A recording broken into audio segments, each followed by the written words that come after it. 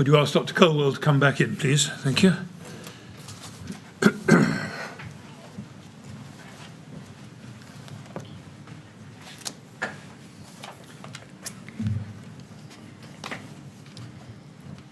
All right, Dr Colwell? Yes. All right, well, we'll carry on then. Yes, Ms Grange. Yes, thank you. So moving away from contract TC 1924 now, and just picking back up with the chronology of what was happening, we've established that in December 1999, when the Select Committee made its recommendations, Fire Note 9 had already been submitted to the British Standards Institute for adoption as a British standard, yes? Yes. Can you remember when was it first suggested that what had been Fire Note 9 should become a British standard? My only recollection of that period is as part of the conversations around the Select Committee. Right, I see. Now, if we turn to your witness statement at page 26 and look at paragraph 168.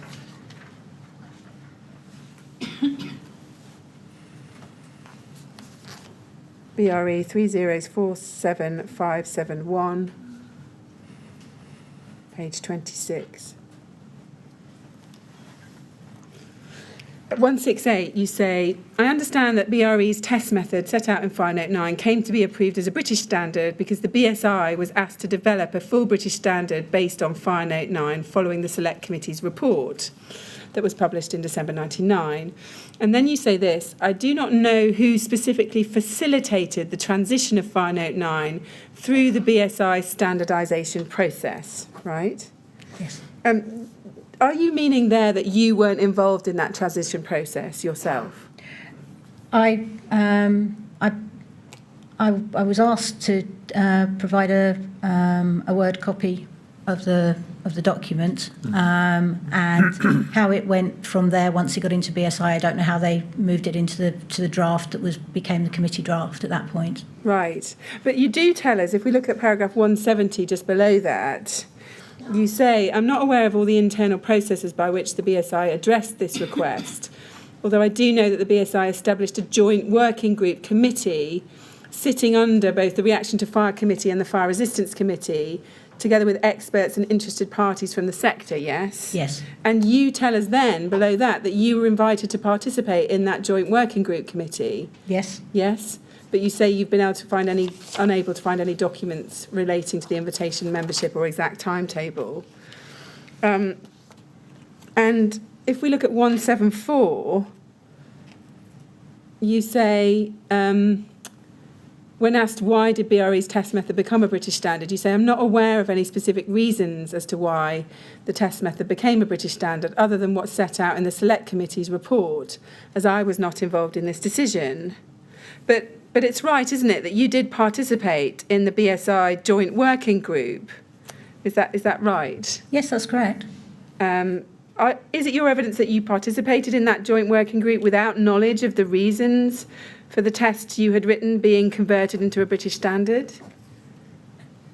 No, my understanding was that as part of the Select Committee discussions, it was recommended that the Fire Note 9 moved across to a British standard, but I don't have any information regarding at what level that initial set of discussions took place or what drove them. Right, I see. Did you join that working group, that joint working group, before or after you had led the experimental testing programme under contract CC 1924? I think in part they were in parallel, right? Given the passage and the timelines around that. Yeah. And did you have a specific role on the joint working group committee? No. You didn't? No, I was a committee member. Right. And who was it that suggested that BS 8414 should be split into two parts? Part 1 dealing with masonry backing and Part 2 dealing with steel frame systems? It would have been part of the discussions within the committee that the scope of the standards were different and therefore would need different documents to do that. Right, I see. Did you view the impending adoption of the BRE's full-scale test as a British standard as a positive development for the BRE? Yes. What about the views of industry? Was there ever any resistance or objections to that test methodology becoming a British standard? Not that I was aware of. You weren't ever aware of any objections or concerns about that? No. I see. You were also asked by the inquiry, if we go back up to page 28 of your statement in paragraph 177, or down to page 177, you were asked who drafted BS 8414 Part 1, and you say this: I do not know who drafted 8414 Part 1 and have not been able to identify any documentation that would help to clarify this. So is this really the case that as a member of the working group reviewing the document, you didn't know who the author or authors were of 8414 Part 1? Sorry, I suspect that's an interpretation of the word drafted. 9 was given to BSI, who have editors, who would have taken and created a committee draft that would have then come down to the committee to work with, and I don't know who undertook that piece of work within the BSI framework. Right, I see. So you don't know who edited Fire Note 9 into BS 8414, is that what you're saying? That's correct. Were you ever involved in the final wording of the 8414 standard? Oh, yes. Once a committee draft is prepared, it's provided to all members of the committee, and then comments and discussion are sought in terms of working with that document to deliver an agreed consensus draft within the committee that is then passed on for comment. So yes, all members of the committee are actively engaged in that process. Right, yes. Let's look at a document. This is BSI 50189. We can see from page 1 that these are the minutes of a meeting on the 30th of April 2002 of the Joint Working Committee responsible for the development of the 8414 standard. We can see on page 1 that you attended, and Debbie Smith is listed as somebody who returned apologies for their absence. We can see that below that on page 1.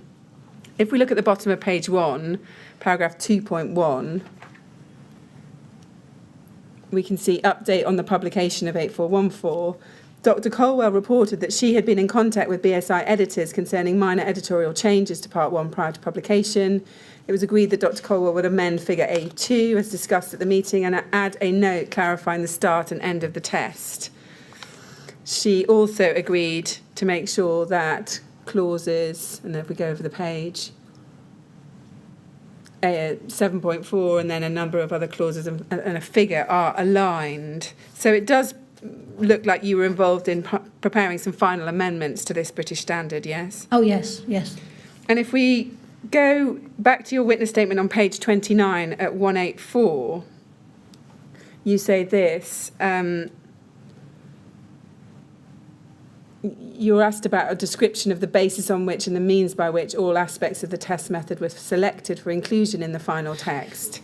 And you say, my recollection, although I've not been able to identify any documents to verify this, is that as part of the committee direction from the headline committees, the classification element of Fire Note 9 was removed. My understanding of this decision was that it would have kept the standard in line with the approach used in European standards of producing a standard solely for the generation of performance data for the product. The benchmarking of the performance, i.e. the classification, would then take place through secondary standards or documents depending upon the end user requirements.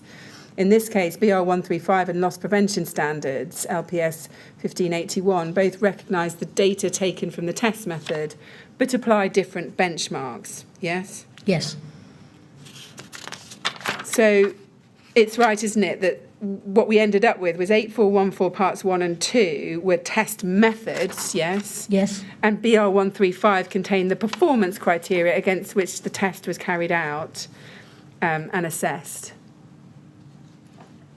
It was one of the vehicles, yes. And in relation to the removal of that classification element of Fire Note 9, can you explain what you mean when you say this was part of a committee direction from the headline committees? What do you mean by that? Given the period of time when the standard was being written, it was very much the position that test methods were test methods and classifications were classifications. They were two separate documentation. and therefore in drafting the British Standard, the approach would have been to produce a test method for the process, and then classification would have taken place elsewhere. I see. Was this a person or a particular committee that was ultimately responsible for that direction, that they had to be split in that way? I've looked back, and I can find no direct evidence of where that that decision came from. As my recollection is, it was a period of discussion around the production of the standard, and therefore where the classification was going to sit, and that, as I say, I can find nothing documented around how that decision was reached or where that confirmation came from. Right. Did you have any particular views on that decision to split out the method from the classification? I understood why it was being done, but in terms of placing it in 135, that seemed as suitable a vehicle at that point, because the classification already existed. It was just taking it from that and placing it into another position to do that. So you didn't have any objections to that approach? No. Did you raise any concerns about what might happen if you did that, in terms of like confusion that might cause in the industry, having them separated out? No, but because, as I say, that was the direction that standards have moved to now. It is normal to have the test data in one document and the classification in a second. Yeah. Now, we saw reference to the loss prevention standards there. Can you just, in brief terms, what are those loss prevention standards? The loss prevention standards are primarily written around the requirements of the insurance industry, and they are third-party certification schemes. Yes. And they apply different benchmarks, don't they, to Yes. the same test, effectively? Yes, I do. Yeah. We'll come on to that in a moment. If we look at a document, BRE 401085, we can see this is a document, it's a paper, we think, prepared by you, entitled External Cladding Systems for Use on Multi-Storey Buildings, and we think it dates from 2010. We might return to it, but for the moment, if we look at page 7, and we look at the second paragraph, in the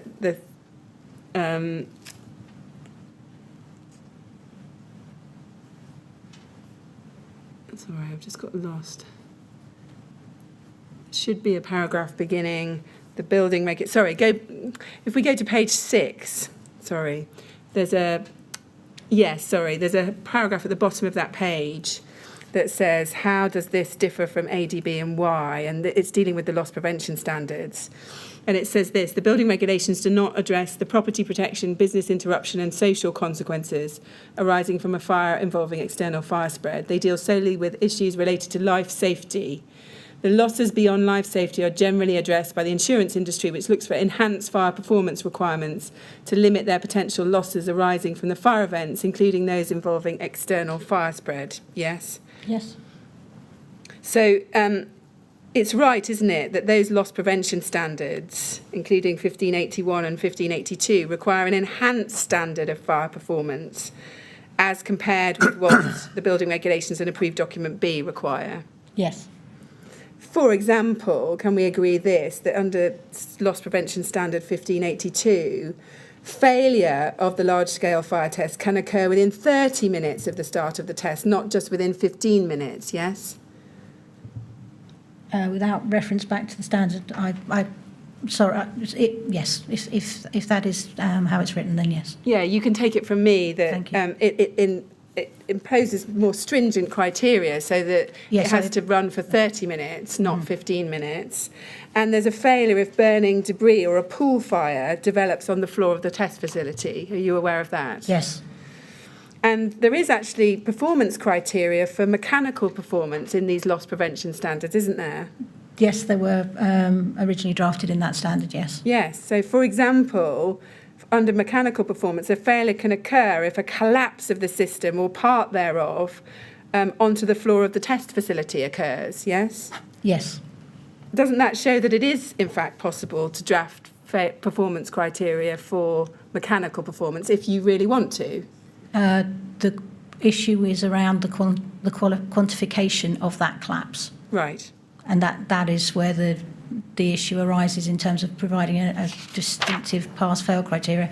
Are we talking one small element or a larger piece? Right. Do you ever recall having any discussions with the department about whether or not approved document B should be adopting some of the more stringent criteria, for example, used in the loss prevention standards?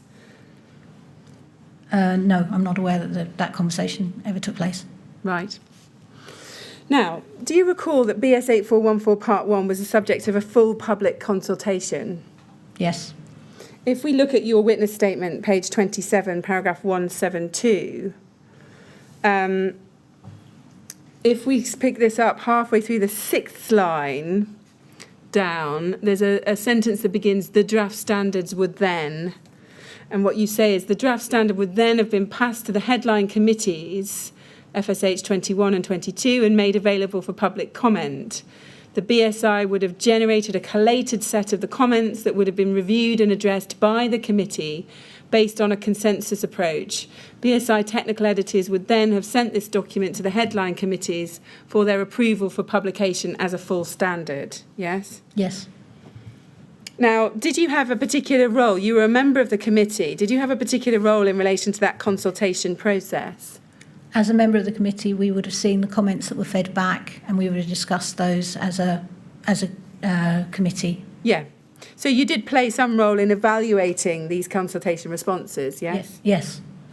And is it fair to say that from industry there was some resistance at that stage in terms of the comments you received back?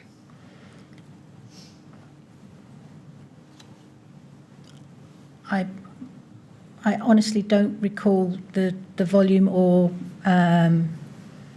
specific details of them. I expect there were a number of comments related to it, and I expect they would have been discussed and addressed within that. But I have no direct recollection of any specific points raised. Let's just look at some of the responses. I'm not going to take you to many, but if we go to BSI 50208, page 1, there's a consultation letter, a response letter dated the 4th of February 2000 from EPR Architects Limited. We can see that on the top right-hand side. And if we look at paragraphs 4 and 5 on this page, we can see it said, the test appears to be designed for remedial works to domestic premises and would be draconian for new curtain walling systems. All fully glazed systems would fail this test. These systems are widely used throughout the world. There's long experience of them, and they're not considered to be hazardous. And then it says below that, this standard does seem to be a knee-jerk reaction to the poor detailing that caused 2 unusual fires in remedial situations. The deficiencies were obvious with hindsight, and we feel that tighter regulation and risk assessment would overcome these problems without the need in most cases for this very expensive testing. Do you see that? Yes, I do. Do you remember that kind of concern being more widespread? Does that help you remember some of the types of comments you were receiving back?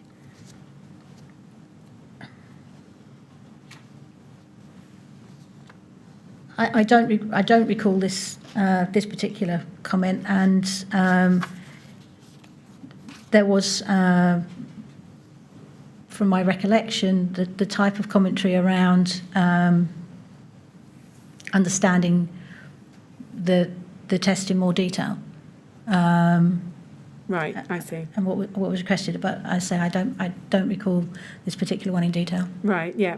If we look at page 3, there's a letter from Sandberg Consulting Engineers, dated the 9th of February 2000. And if we go to page 4, over the page, in the top paragraph, we can see it said, I would be very disturbed if this standard were published in its present form. The range of applicability of the method needs to be properly tested, and there must be proper guidance on how the results of the test are to be interpreted, particularly with reference to the building regulations. Do you see that? Yes. Do you remember anyone else ever raising any concerns that one of the problems is that the standard doesn't refer back to how this fits with the building regulations and the functional requirements? Do you ever remember getting that feedback? No. Over onto page 5, there's another firm of architects called Con Peterson Fox Associates. They write on the 10th of February 2000. At paragraph 1, we can see in the final 2 lines, it said, "I'm writing to register my concern at your proposal to adopt this as a British standard." And at paragraph 3, in the final 2 lines, it says, "As it stands, I believe the document will be ignored by designers and cladding manufacturers." Do you see that? Yes, I do. And if we go to page 7, there's a response from Pilkington Glass. You can see at the bottom, it's someone called Brian Waldron from Pilkington. And in the 3rd paragraph of the first line, it says, "This proposal appears to be a knee-jerk reaction to one unfortunate occurrence." Do you see that? Now, how were those types of objections viewed by the members of the Joint Committee? Can you remember? How were these kind of comments received?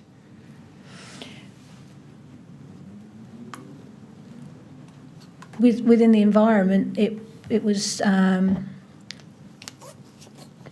not uncommon to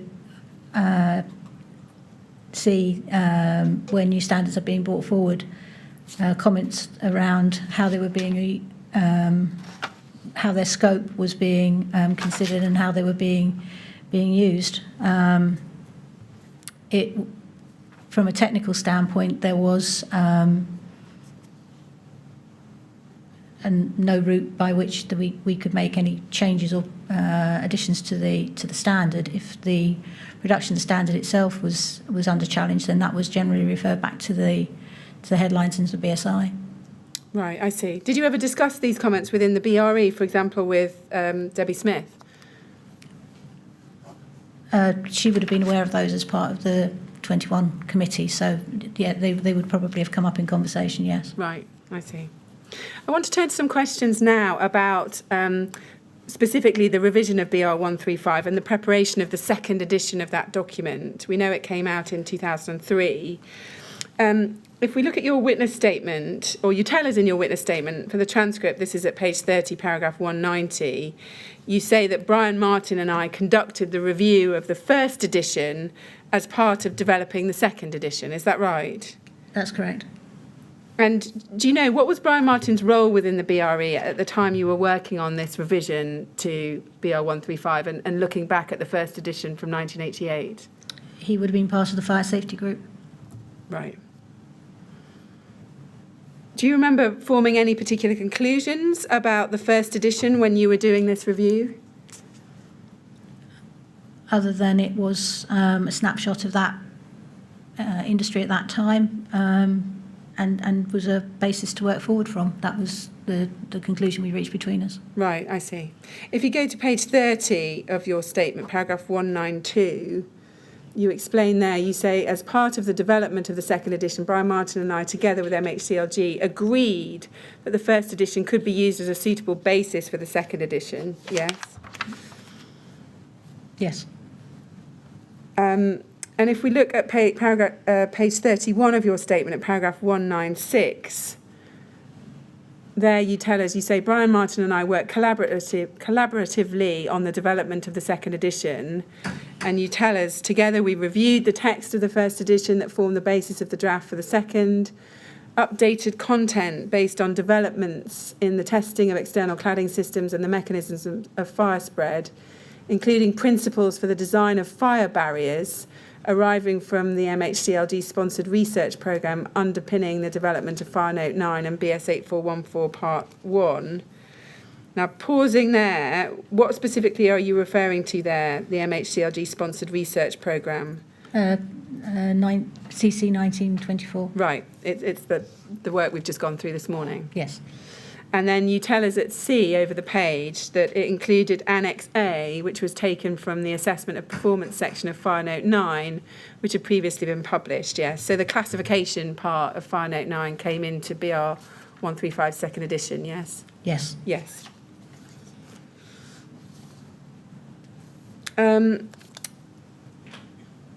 And was this work to review the first edition divided equally between you and Brian Martin? Did you both read the first edition and both come up with ideas about how you developed it? Or did one or other of you lead on a particular aspect of the work? We were both aware of the first edition, and the annex was lifted from 9 and placed in context within the document. The description of the mechanisms of fire spread was addressed collaboratively, and the discussion around the performance of the fire barriers within the systems under fire load, I've led on the drafting of that. Right, yeah. Do you remember specifically sitting down with Mr. Martin and going through the first edition and saying to yourselves, yeah, we're going to keep that, that's good, no, we'll delete that? Do you remember actually going through that process about the first edition? No. Do you think such a process occurred? Jointly, side by side, no. No. And why not?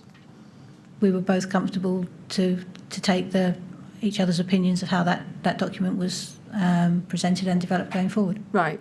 So does that mean you kind of started with a blank sheet of paper again, taking note of what was said before, but effectively wrote it from scratch again? No, there was more reference back before we began, but there was no Word document as such to say this is where we begin with the first edition and begin from there. So it was just taking the relevant sections and style from that and moving it into the new document. Right. Now, and we know, just in terms of the timeline, we know from the documents that a final draft was sent to Anthony Bird and to the Industry Advisory Group on the 9th of July 2002. Do you remember that? Or around that time? Yes, I would say that. Can we go briefly to the first edition of BR 135? This is at BRE 401077. I don't think it's a document we've looked at much as an inquiry so far. So this is the 1988 edition of BR 135. And we can see it's prepared by Rogowski, Ramprasad, and somebody called Southern. Yes, 3 authors. And if we go briefly to page 4, I want to ask you about a passage on the right-hand side. There's a heading, Regulatory Aspects. Do you see that? And what it says is this. It says, control over the external surface of walls of buildings, particularly those of multi-storey flats, to avoid ignition and flame spread, which might endanger the lives of residents above by breaking down effective compartmentation, is currently controlled by reference to tests specified in BS 476 Part 6 and Part 7. Yes? You see that? Yes. And it goes on. However, these tests only provide information on surface fire behaviour. The overall performance of a ventilated cladding system or insulated assembly incorporating independently supported weathering finishes and complicated reveal details can only be investigated under actual fire conditions on a full-scale building facade. So the authors in 1988 are saying that what's the controlling references within 8414 were BS 476 Part 6 and Part 7, yes, in terms of the external surface of walls of buildings. You see that in that paragraph. They're saying control over the external surface of walls of buildings, particularly those of multi-storey flats, is currently controlled by reference to tests specified in 476 Part 6 and 7, yes? Yes. And we've looked at ADB 2000. Those matters were still controlled by reference to BS 476 Part 6 and 7 tests, yes, in diagram 40. Yes. And in 2003, when the second edition of BR 135 was published, that remained the case, yes? Yes.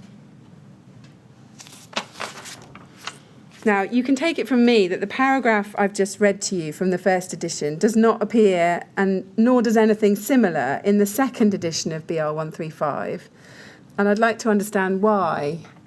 Was a specific decision taken not to include reference to the fact that those tests only provide information on surface fire behaviour and that the overall performance of a system can only be investigated under actual fire conditions on a full-scale building facade?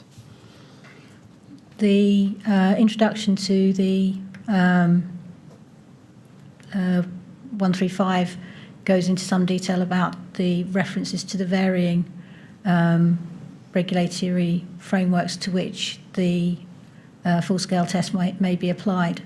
So it references to the approved document and the other details in there. It doesn't reproduce the contents of that. No. So why don't we see something specific about the limitations of the BS 476 Part 6 and 7 tests in BR 135? Wasn't that a warning that was equally pertinent for the second edition of this document? It was not an aspect that was considered within that second edition revision.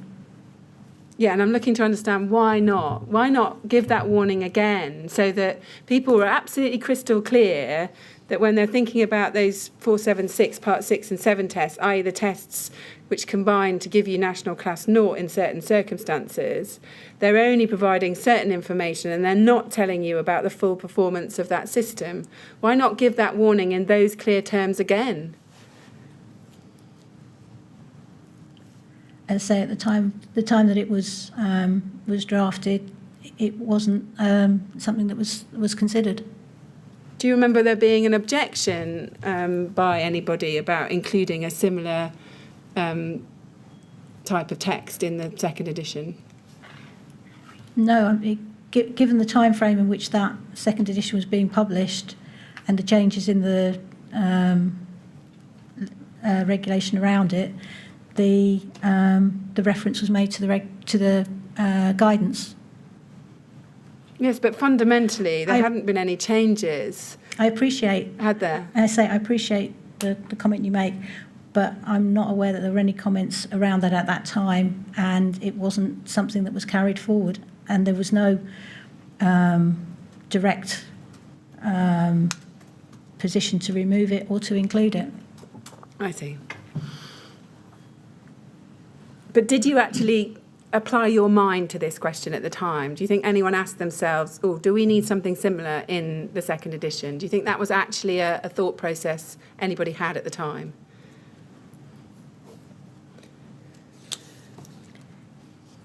Given that the document was reviewed, yes, it would have been considered. But as I say, the introduction and the opening discussions around the fire mechanisms, etc., were presented in a different way, and I suspect that may have led to that particular aspect not being carried forward. No. Now, we know the second edition of BR 135 was the subject of a consultation process. That's right, isn't it? It was. And you tell us in your witness statement, this is page 32, paragraph 197, that Brian Martin and yourself, you managed this process and you addressed the comments and feedback received, yes? Yes. Again, how did that work divide between you? Did you both look at all the comments, or did you split the comments and divide them up between you? We sat with myself and Brian and Debbie Smith, and we went through all the comments collectively. And given that BR 135 was not to be a British standard, did the BRE run and manage this consultation process alone, or did the department assist with it? The consultation was run using the same group that the department had established, the AIG, at the start. Right, I see. So they were all party to that consultation process. So the industry advisory group had a role in terms of... Yes. Fine. And following the consultation, who had the final say or final sign-off in terms of the content of the second edition of BR 135? The BRE document was signed and presented, signed off by Debbie Smith and presented to the department as part of that comment, and they had opportunity to comment on that in that process. I see. So Debbie Smith approved it, and then it's presented to the department, and they then sign it off as the final sign-off. As the final sign. Yeah. Do you remember the consultation process revealing any particular concerns or resistance on the part of industry? We saw that there were some concerns raised about the 8414 British standard. Do you remember anything around the consultation over BR 135? No, I think it was a presentation of understanding of the performance of the systems at that time, and the classifications had already been available through Fire Note 9, so there was nothing technically new in the appendix. Right. I want to look at one particular consultation response. If we go to BRE 3042031, this is a letter to you dated the 15th of August 2002, and we can see from the bottom it's from Alan Keeler of the CWCT, the Centre for Window and Cladding Technology at the University of Bath, yes? Yes. Do you remember receiving this letter? Do you remember it? No. Did you know who Mr. Keeler was at the time? Was he someone that you knew professionally? I knew of CWCT, but not professionally to work with. Right. And we can see from the first line of the letter that Mr. Keeler says he's been asked to respond by Dr. Ledbetter, yes? Yes. Is that Stephen Ledbetter? I assume so. Yeah. Dr. Ledbetter was a member of the joint BSI committee considering the draft of 8414, wasn't he? I believe so. Apologies, the passage of time is a little... No, I understand. Now, if we look at the second paragraph of the letter, he says this: ventilated rain screens are a cost-effective form of construction used widely throughout Europe. The generic data supporting the revision of BR 135 show that all the rain screen system tested failed to meet the test criteria. We are concerned that the use of this proposed test, or the proposed test, will lead to the abandonment of this method of construction without any guarantee that alternative forms of construction are available, particularly for multi-storey buildings where weight is an important consideration. If this occurs, there could be economic consequences for the building industry and the UK as a whole. It was emphasised at the outset of the work of the BSI committee that it is necessary to take account of the needs of industry and use of energy in buildings. Do you see that? Yes, I do. In terms of that last sentence, had that been emphasised at the outset of the work of the BSI committee, that it was necessary to take account of the needs of the industry and the use of energy in buildings? I don't recall that being a statement made within the committee, and it would be a little unusual because the BSI committee is a technical committee dealing with the development of standards. Do you remember any discussions within the BRE about this warning from the CWCT that the introduction of BR 135 might make, or the second edition, might make rain screen systems obsolete as a method of construction? As you can see from the revision note to the side, it was addressed by making that suggestion that it was possible for these systems to perform against those tests. Yes, I'll come on to those handwritten notes in a moment. But I'm asking, do you remember any particular discussions occurring within the BRE about this warning? I mean, it's a pretty strong warning that's being delivered here by the CWCT. They would have been addressed as part of the consultation process. Yeah. Did this objection form any part of the basis for the decision to split 8414 into Part 1 and Part 2? Do you know? No. Now, as you've pointed out, on the left-hand side of the letter, we can see a handwritten comment which reads, page 28, revised text to make clear that appropriate fire barriers could improve performance.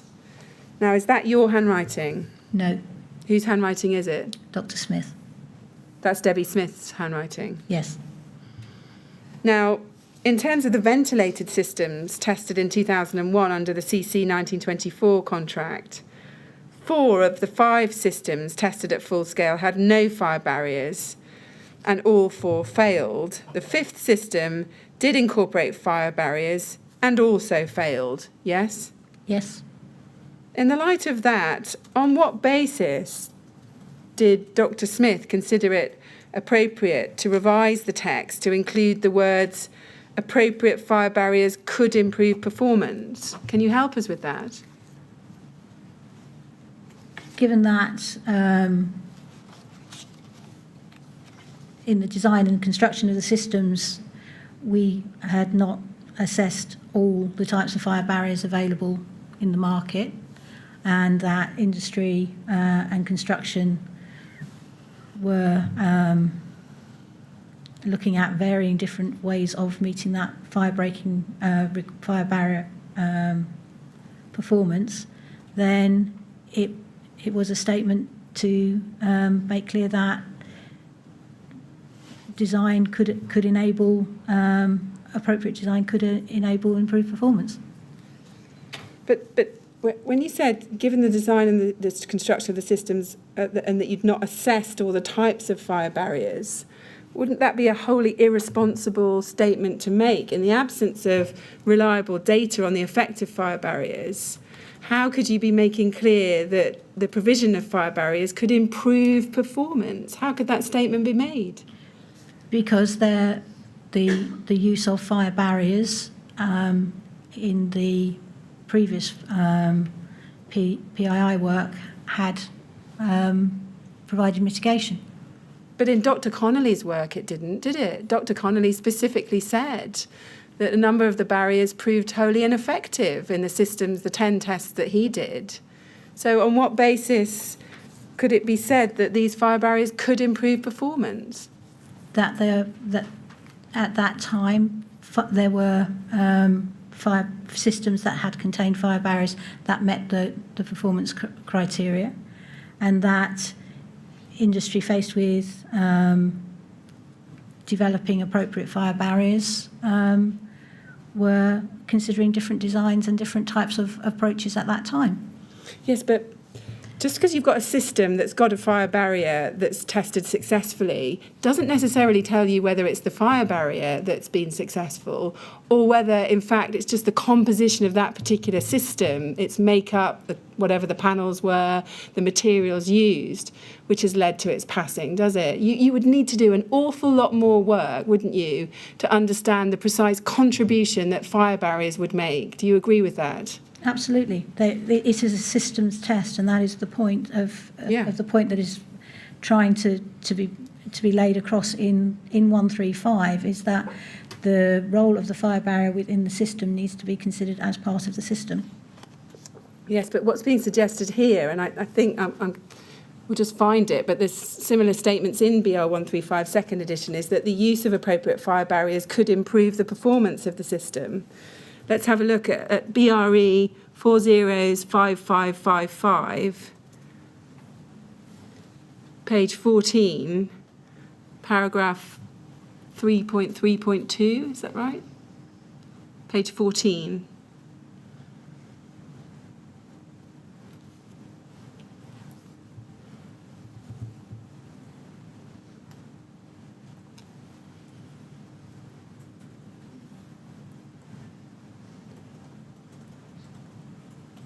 BRE 405545s, sorry, 4045s, page 14. Paragraph 3.3.2. Cavities may be incorporated with an external cladding system or may be formed by the delamination or different movement of a system. And then it says this may enable fire to spread rapidly unseen through the external cladding system if appropriate fire barriers have not been provided. Do you see that there? Yes. And there's quite a heavy emphasis in this document, isn't there, on the difference that fire barriers can potentially make in these systems. Do you agree with that generally? Yes. Yes. Let me ask you about some specific questions about the criteria in BR 135. If we can go to Annex A to the second edition at page 22 of this document.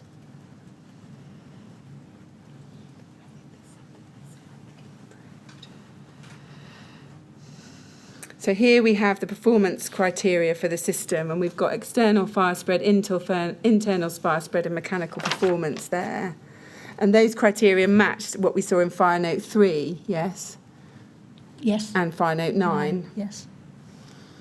And we can see the failure criteria are set out on page 23.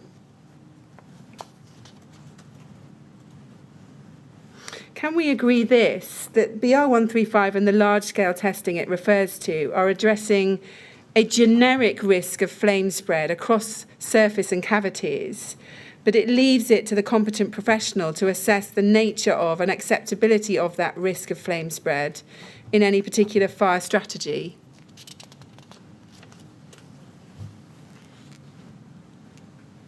Sorry, could you? Yes, so it's quite a long question. I'll repeat it. Can we agree this, that BR135 and the large-scale testing it refers to are addressing a generic risk of flame spread across a surface and cavities, but it leaves it to the competent professional to assess the nature of and acceptability of that risk of flame spread in any particular fire strategy?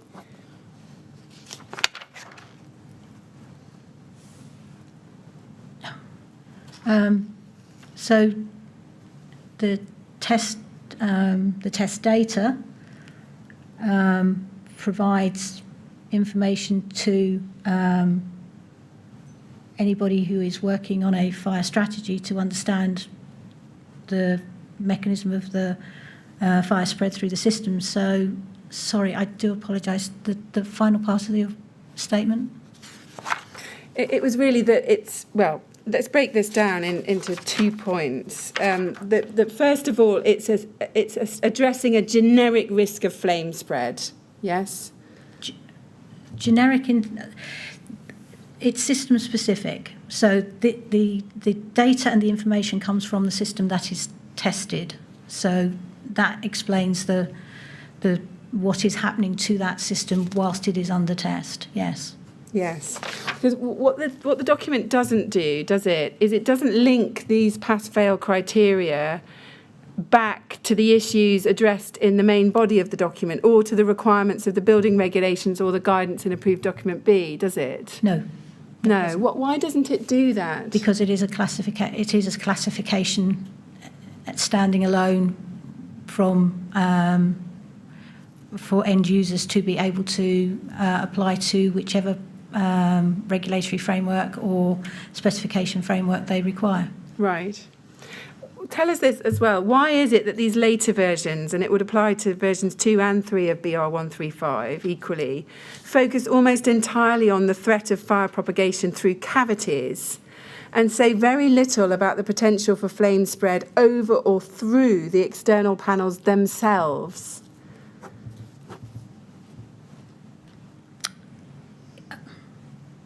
Insofar as it talks about the different elements and their involvement in the fire process, and as such we measure the rate of propagation through each of the elements within the system, then that was the description of the mechanism of fire spread that we were presenting in 135. But how can that be justified given your knowledge of the circumstances of the fires at Knowsley Heights and at Garnet Court by this time? That there's not more attention on the combustibility and the propensity of the panels themselves to spread fire, the external panels, as opposed to fire spread through cavities? In that we are measuring that fire spread characteristic in all of those elements, then that was the basis on which the presentation was made. I understand the point you make, but I say at the time of writing, the description of the unseen cavities and the description of the external fire spread were presented in that way. Yes. Can you help us with this as well? Why is there no attempt to measure flame velocity or flame or heating length as part of the large-scale testing method?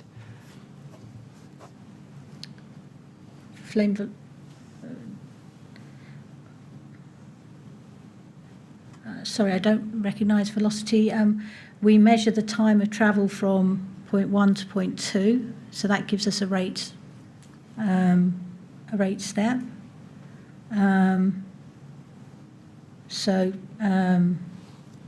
In that sense, we have a measure of that parameter. Well, it's measuring temperature changes between two parts of the rig, isn't it? Yes. That might be different from the flame velocity. Do you agree? Visualising flame and measurement of flame is challenging, because is it the flame in contact with the surface of the product, which is actually potentially masked by the actual combustion process itself. Also, how that flame is travelling. Generally, flame progression is measured through temperature rather than through visual observation. Right.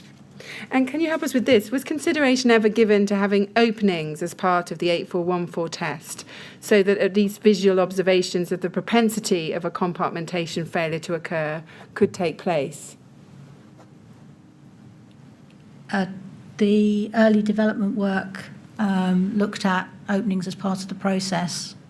The principle behind this particular test was to look at the system to enable fire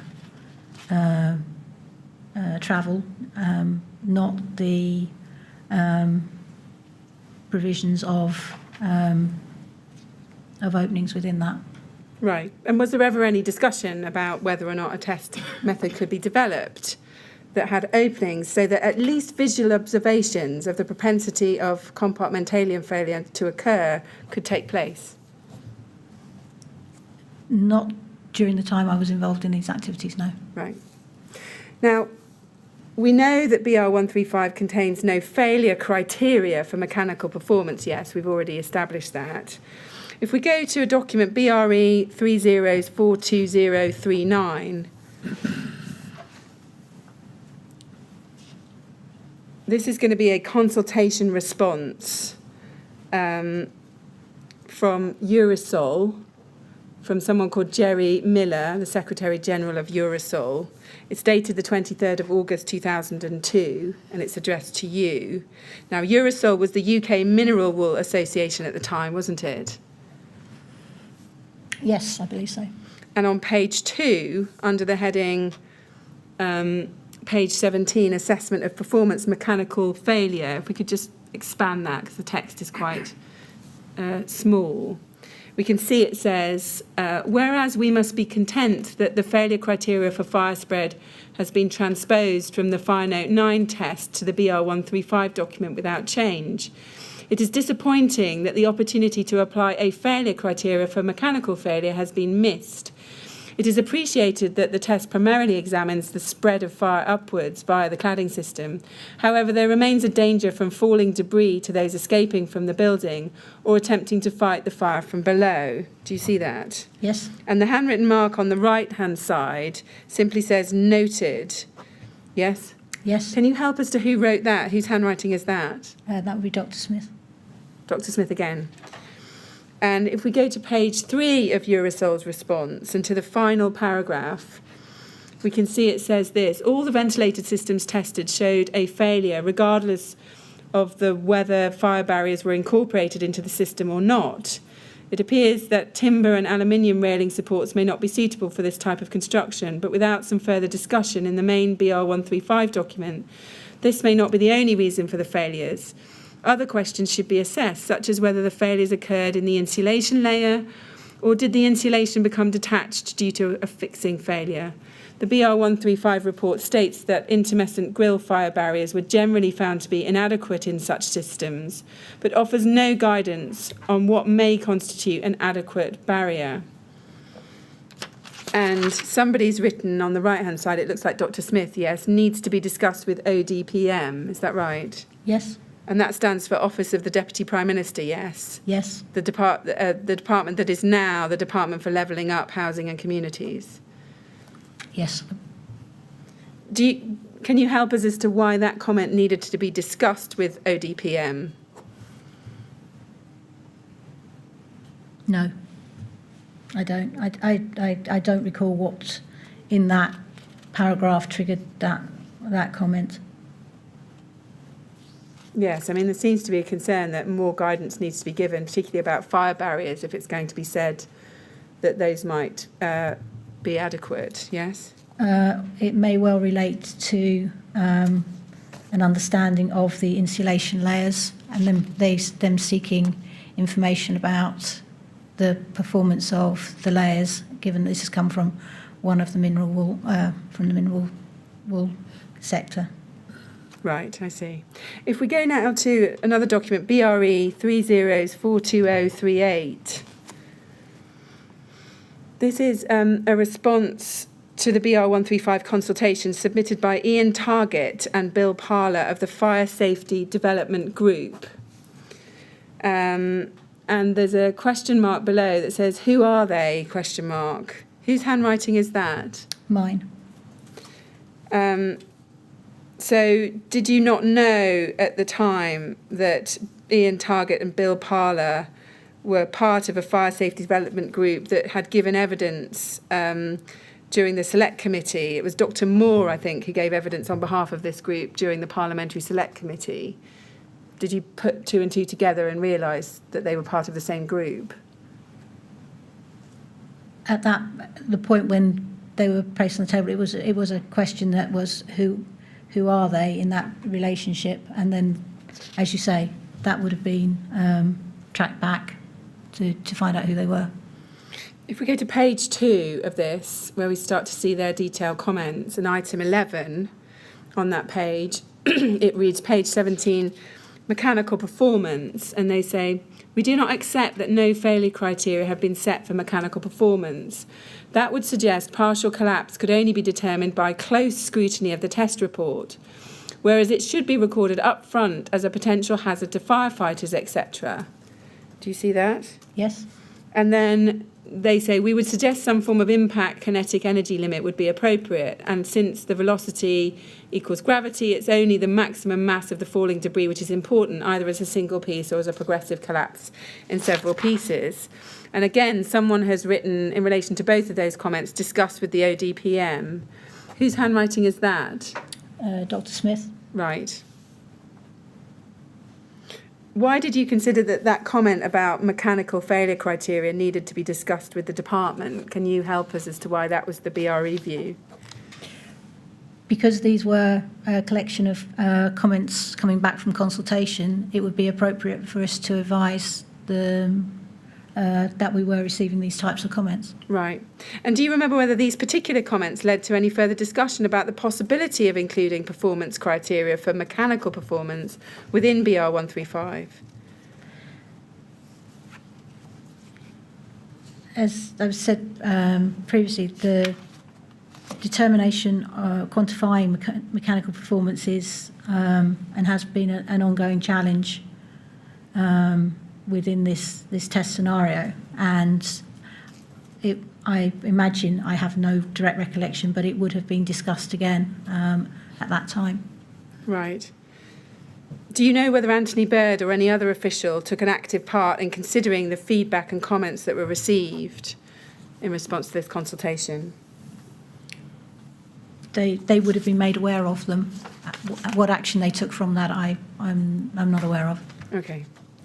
Let's go to one last piece of correspondence on this topic. If we go to BRE 401308, and we go, there's an email at the bottom of that page, second email down, and we can see it's from Wilf Ball at Brufma.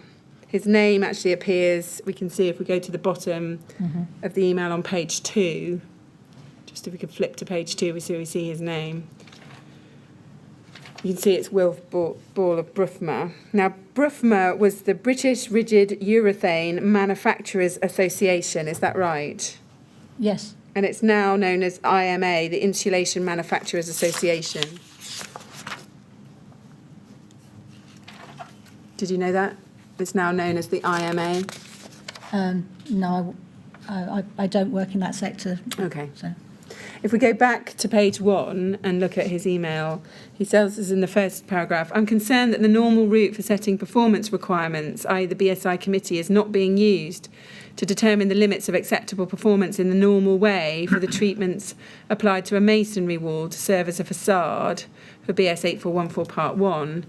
It was reported only on Friday last by Anthony Bird that the BRE revised requirements in BR 135 will shortly be issued, and I assume that this is supposed to be the mechanism for setting the limits between acceptable and unacceptable products. I'm further concerned that whilst polyurethane products are being used as a means of applying thermal insulation to the exterior of masonry-faced buildings, albeit with a suitable protective rendering system, that we are not being consulted with regards to these criteria of acceptance.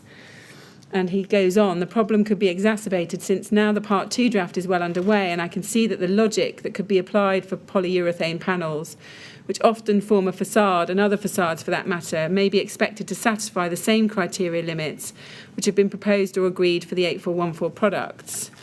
And then he goes on, frankly, we are more concerned with the second situation, i.e. the use of polyurethane cord panels as building envelopes, since this is, and has been, a major application for the insulation products the world over for 35 years, without any justified criticism regarding their fire performance in that application. Accordingly, the new facade test should recognise this by not setting limits which cannot be met by these products. You will recall that during 2001 we carried out 2 facade tests at Cardington, which gave the limits for these products by finding the product with the poorest performing core material, which was tested first, and then testing another system which used the best performing polyisocyanurate core material. We envisaged, therefore, that products on the market would all fall within the range defined by these 2 products.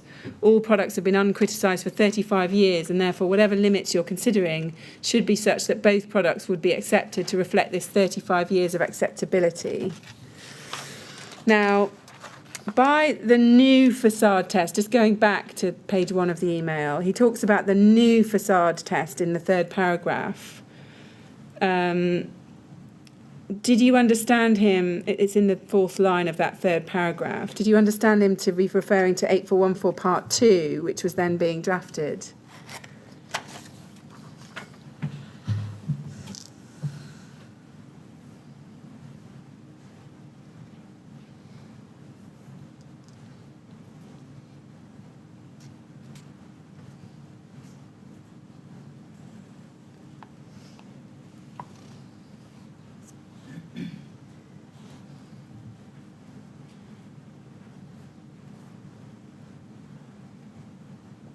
Can you help us as to whether you understood him to refer to... I apologise.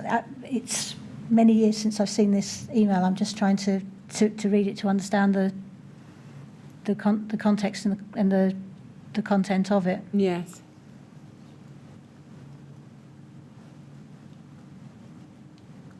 He says, accordingly, the new facade test should recognise this by not setting limits which cannot be met by these products. I'm very sorry. I'm trying to read this cold to give some context. I don't recall this exchange. Yeah. Reading this would suggest that this is related to the Part 2 test. These are talking about sandwich panels, I believe, the composite panels that we talked about earlier.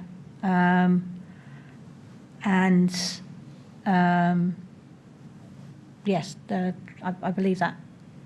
On a very brief reading is what he's talking about.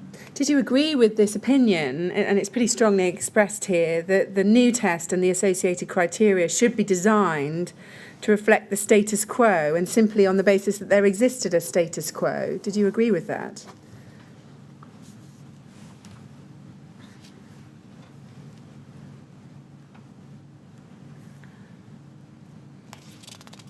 The performance limits would have been set based on the performance seen in those products. If the development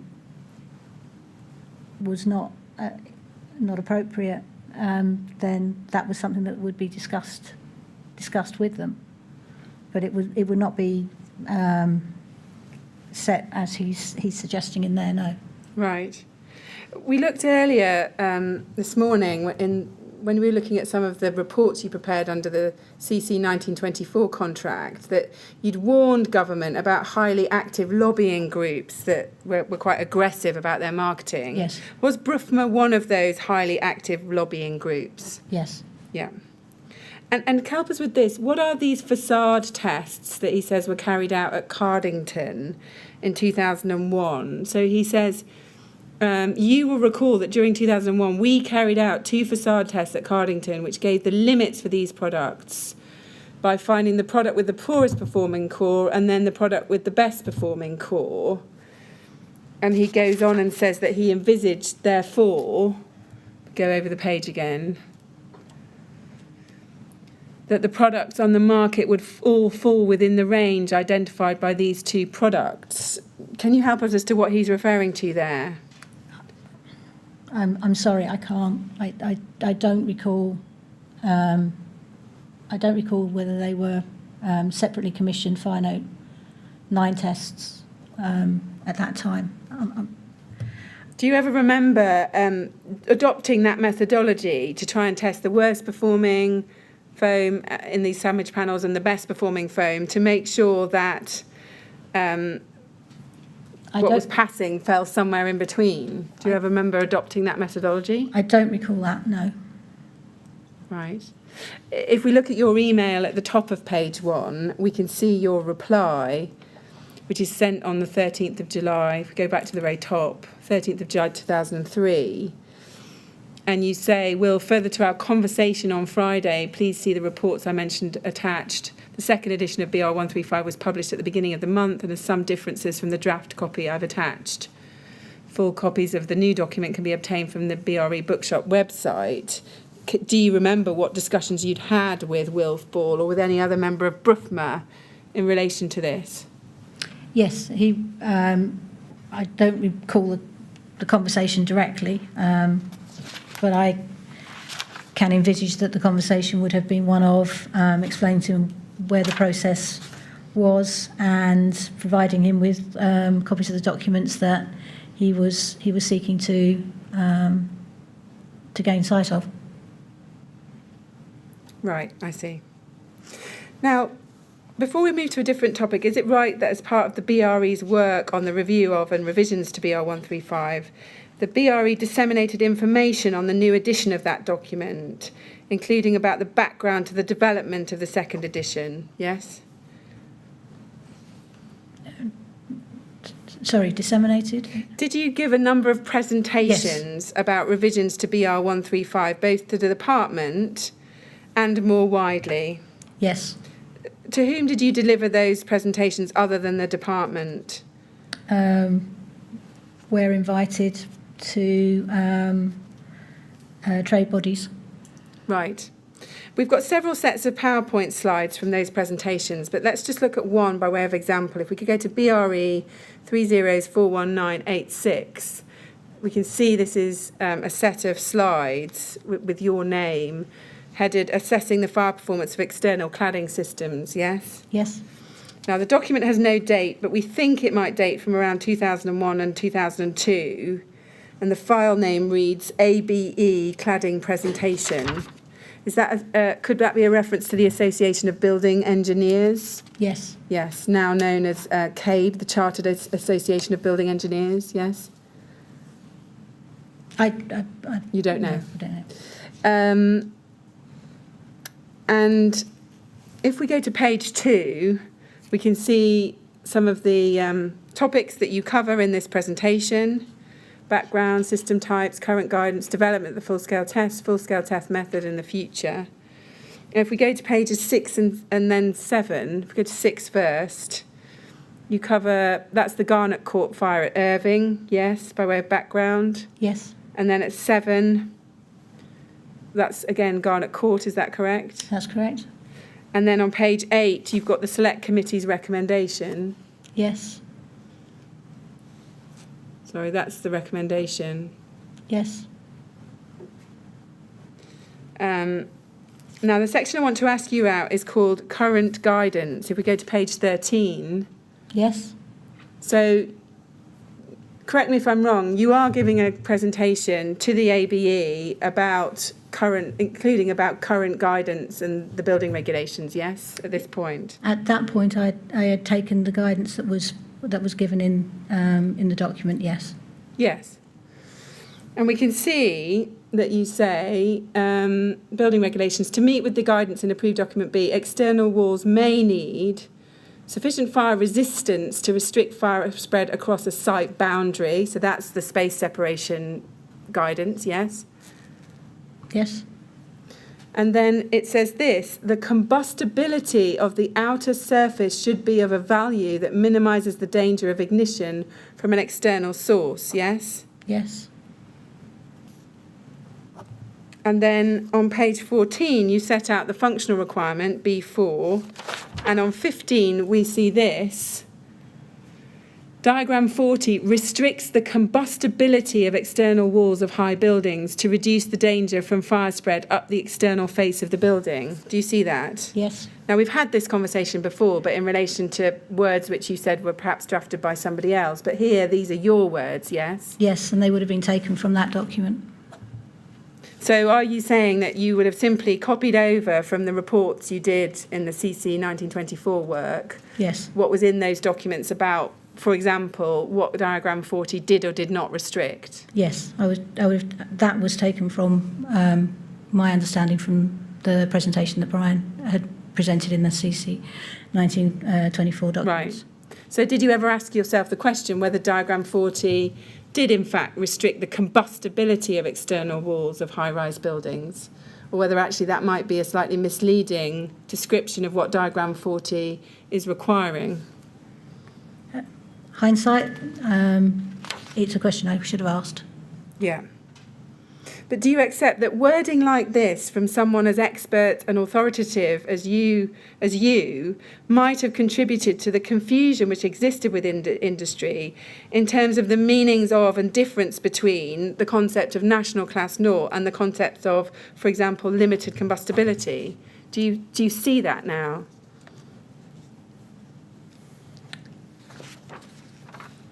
At the time that presentation was given, no, I didn't see that as it was a statement of the documents as presented.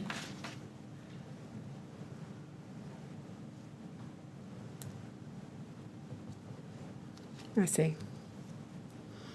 Now, just moving on, can you help us with this? Do you know who drafted BS 8414 Part 2 in 2005? The initial committee draft, I would have done the initial drafting on. You did do the initial drafting of it, yes. Because we've seen some documents which appear to show that you were involved in some detail in amending the document. Yes. At the committee stage, yes? Did you have any role in inviting experts and interested parties from the sector to comment on BS 8414 Part 2?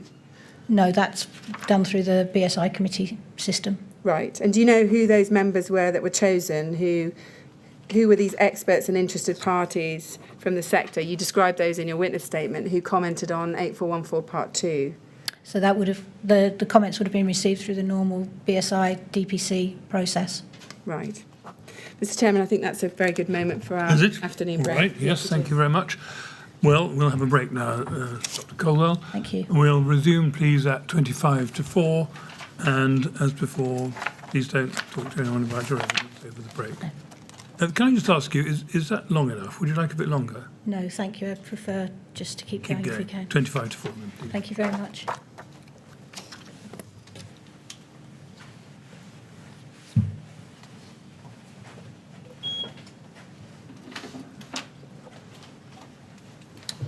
Right, thank you. 25 to 4 then, please.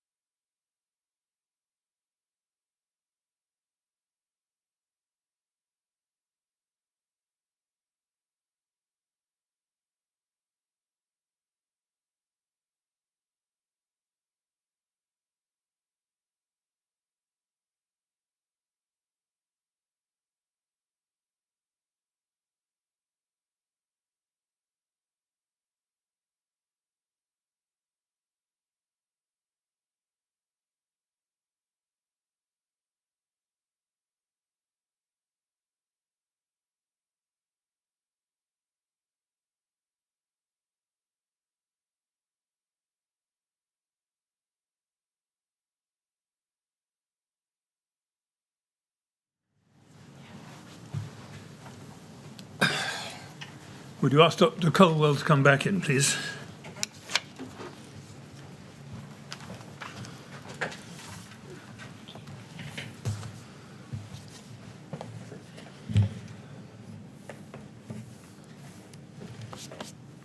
All right, Dr Colwell? Yes. All right, thank you.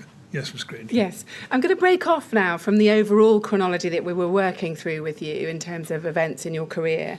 And I'm going to turn now to some questions about testing to BS 8414 and third-party certification for some of the products which were on Grenfell Tower, okay? Okay. Now, in your witness statement, this is at page 38, paragraph 239, you tell us that your involvement in testing and classification extended up to 2009, at which point we know you joined the fire suppression team, yes? That's correct.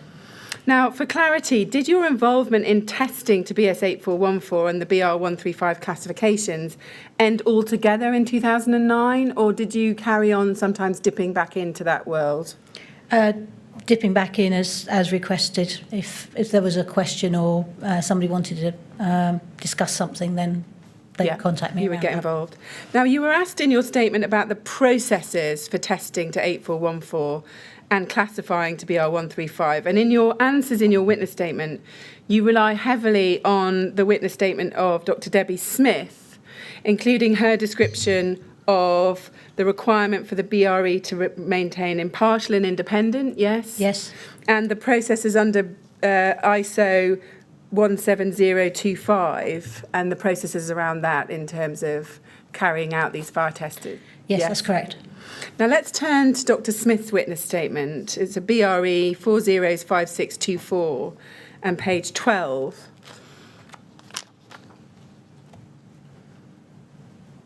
BRE 405624.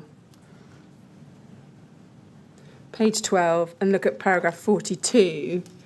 She says this: as with any other test, the test sponsor is responsible for the design, specification, procurement and installation of their specimen onto the test rig.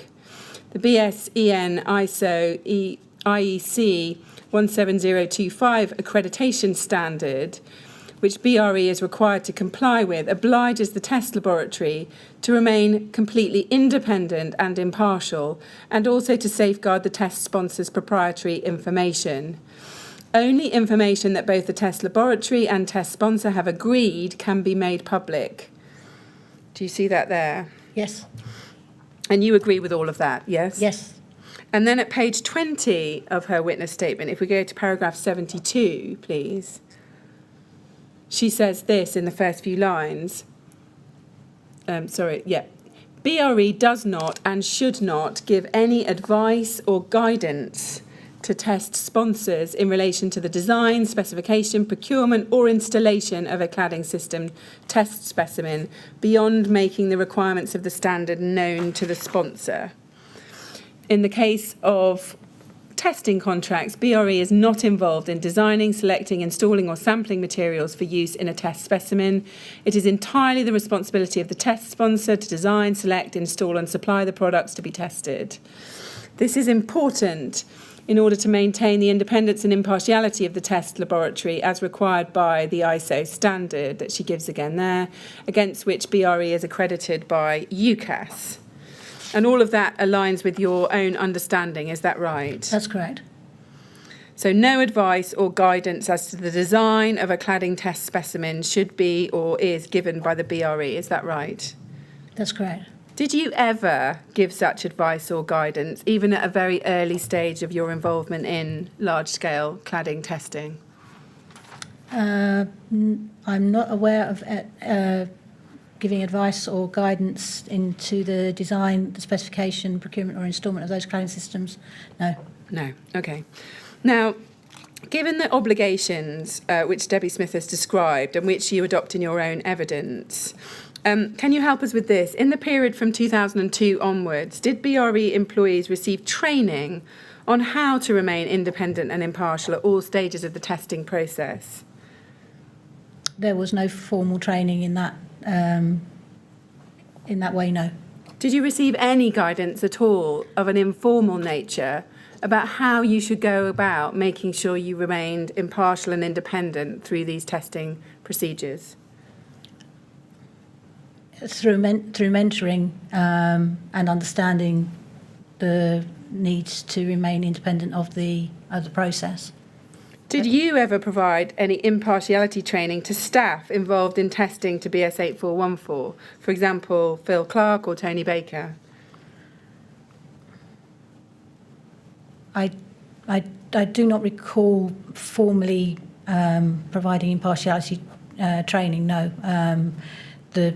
It would have been on a mentoring and discussion basis around what was the normal expected behaviours. Yes. When he gave evidence to this inquiry, Phil Clark told us that he never received any such training while at the BRE. Does that sound right to you? In formal terms, yeah, it would have been mentoring. It would not have been a formal process. Do you accept that the BRE ought to have provided such training to its staff?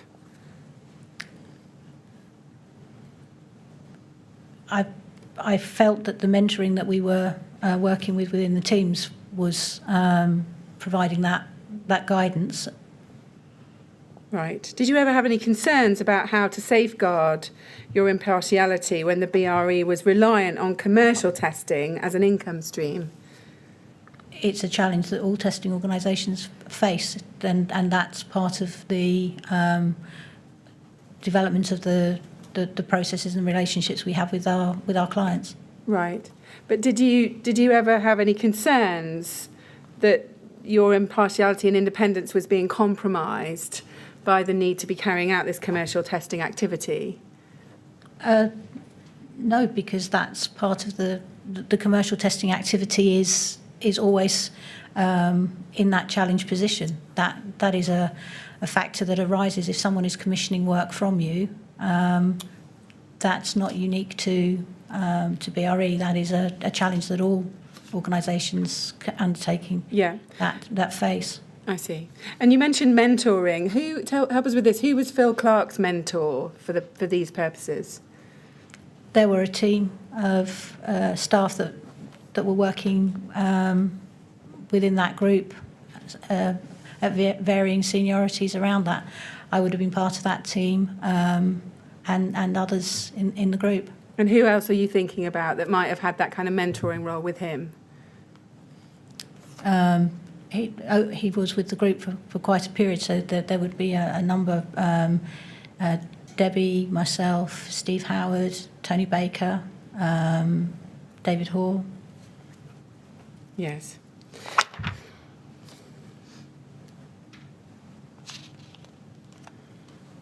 Did anyone ever discuss or give consideration to whether there could be or might develop a potential conflict of interest in the BRE carrying out tests designed to protect life safety for commercial gain? Was that ever a topic that was discussed within the BRE? Not that I'm aware of. As I say, any testing organisation, it operates under those requirements, and they are guided by those requirements and for those activities. Right. During the period in which you were involved in testing to 8414 and classification to BR135, did you ever consider the potential impact in terms of safety of the fact that tests to BS8414 which had not met the criteria in BR135, i.e. failures, were not published or reported? Did you ever think about or discuss the public safety implications of that in not revealing failed test data? No, it was not, and it is not practice to make public private test reports of any commercial testing, be that from a small scale test to a large scale test to structural testing. That all sit within that same framework. Yes, but did you ever think about the impact of that practice in terms of industry knowledge of what systems might be potentially hazardous in terms of public safety? No, because, as I say, structural tests are treated in the same way. It's also the knowledge of whether the system that was tested and failed was actually a commercial system or a system that was put forward as part of a series for tests. Yeah. And therefore it was part of maybe a much wider piece of work that was going on with the client in their own development. So publishing any test data that was not ours was not an option to us. No. Now we're going to move on to some questions now about Kingspan and in particular their early testing to BS 8414. Can we go to a document KIN 3021657? This is an internal Kingspan document. And it's got various entries in it. And I want to look at the fourth paragraph down where there's a bold heading, June 2003. And we can see it says, BRE start heavily promoting BS 8414 as the facade test solution. Do you see that? Yes. Do you agree that's what the BRE were doing at that time, heavily promoting 8414 as the facade test solution? We were providing presentations explaining what 8414 was and how it was being used how the test method worked, and if that's how Kingspan consider it as promotion, then that would be their position on it. It was not something we were doing other than sharing that information in the wider industry. Right, I see. If we go down to the 8th paragraph, there's a heading from March 2004. It's towards the second half of that page. And we can see it reads, Kingspan Insulation perform an indicative SBI, I think that's single burning item test, to gauge possible performance of K15 with the improved Lamtech facing in the facade test. Sarah Colwell states that it has a good chance if the right detailing is adopted. Do you see that? I do. Can you help? What was your involvement in that testing? I really don't know. You can't help us with that. I really can't help you with that. And I don't understand what that... Because what seems to have happened is they're doing an indicative SPI to test what the possible performance might be with when they undergo the facade test, and then Sarah Colwell states that it has a good chance if the right detailing is adopted. On the face of it, it appears to read as though you thought that it had a good chance of passing the 8414 test with the right detailing. Do you ever remember giving that advice to Kingspan? It would never have been in those terms. It would have been a case that, as we'd said in 2003, the test was designed for looking at full systems, and therefore anything that they chose to put on with the right detailing or as a system could be tested. It's not. It would never have been to cast an opinion as to whether or not a product from the SBI could possibly pass the 8414 test. Right, you just would never have given that advice. No. So I think what you're saying is that whichever Kingspan employee was writing these notes has made a mistake. Yes? Yes.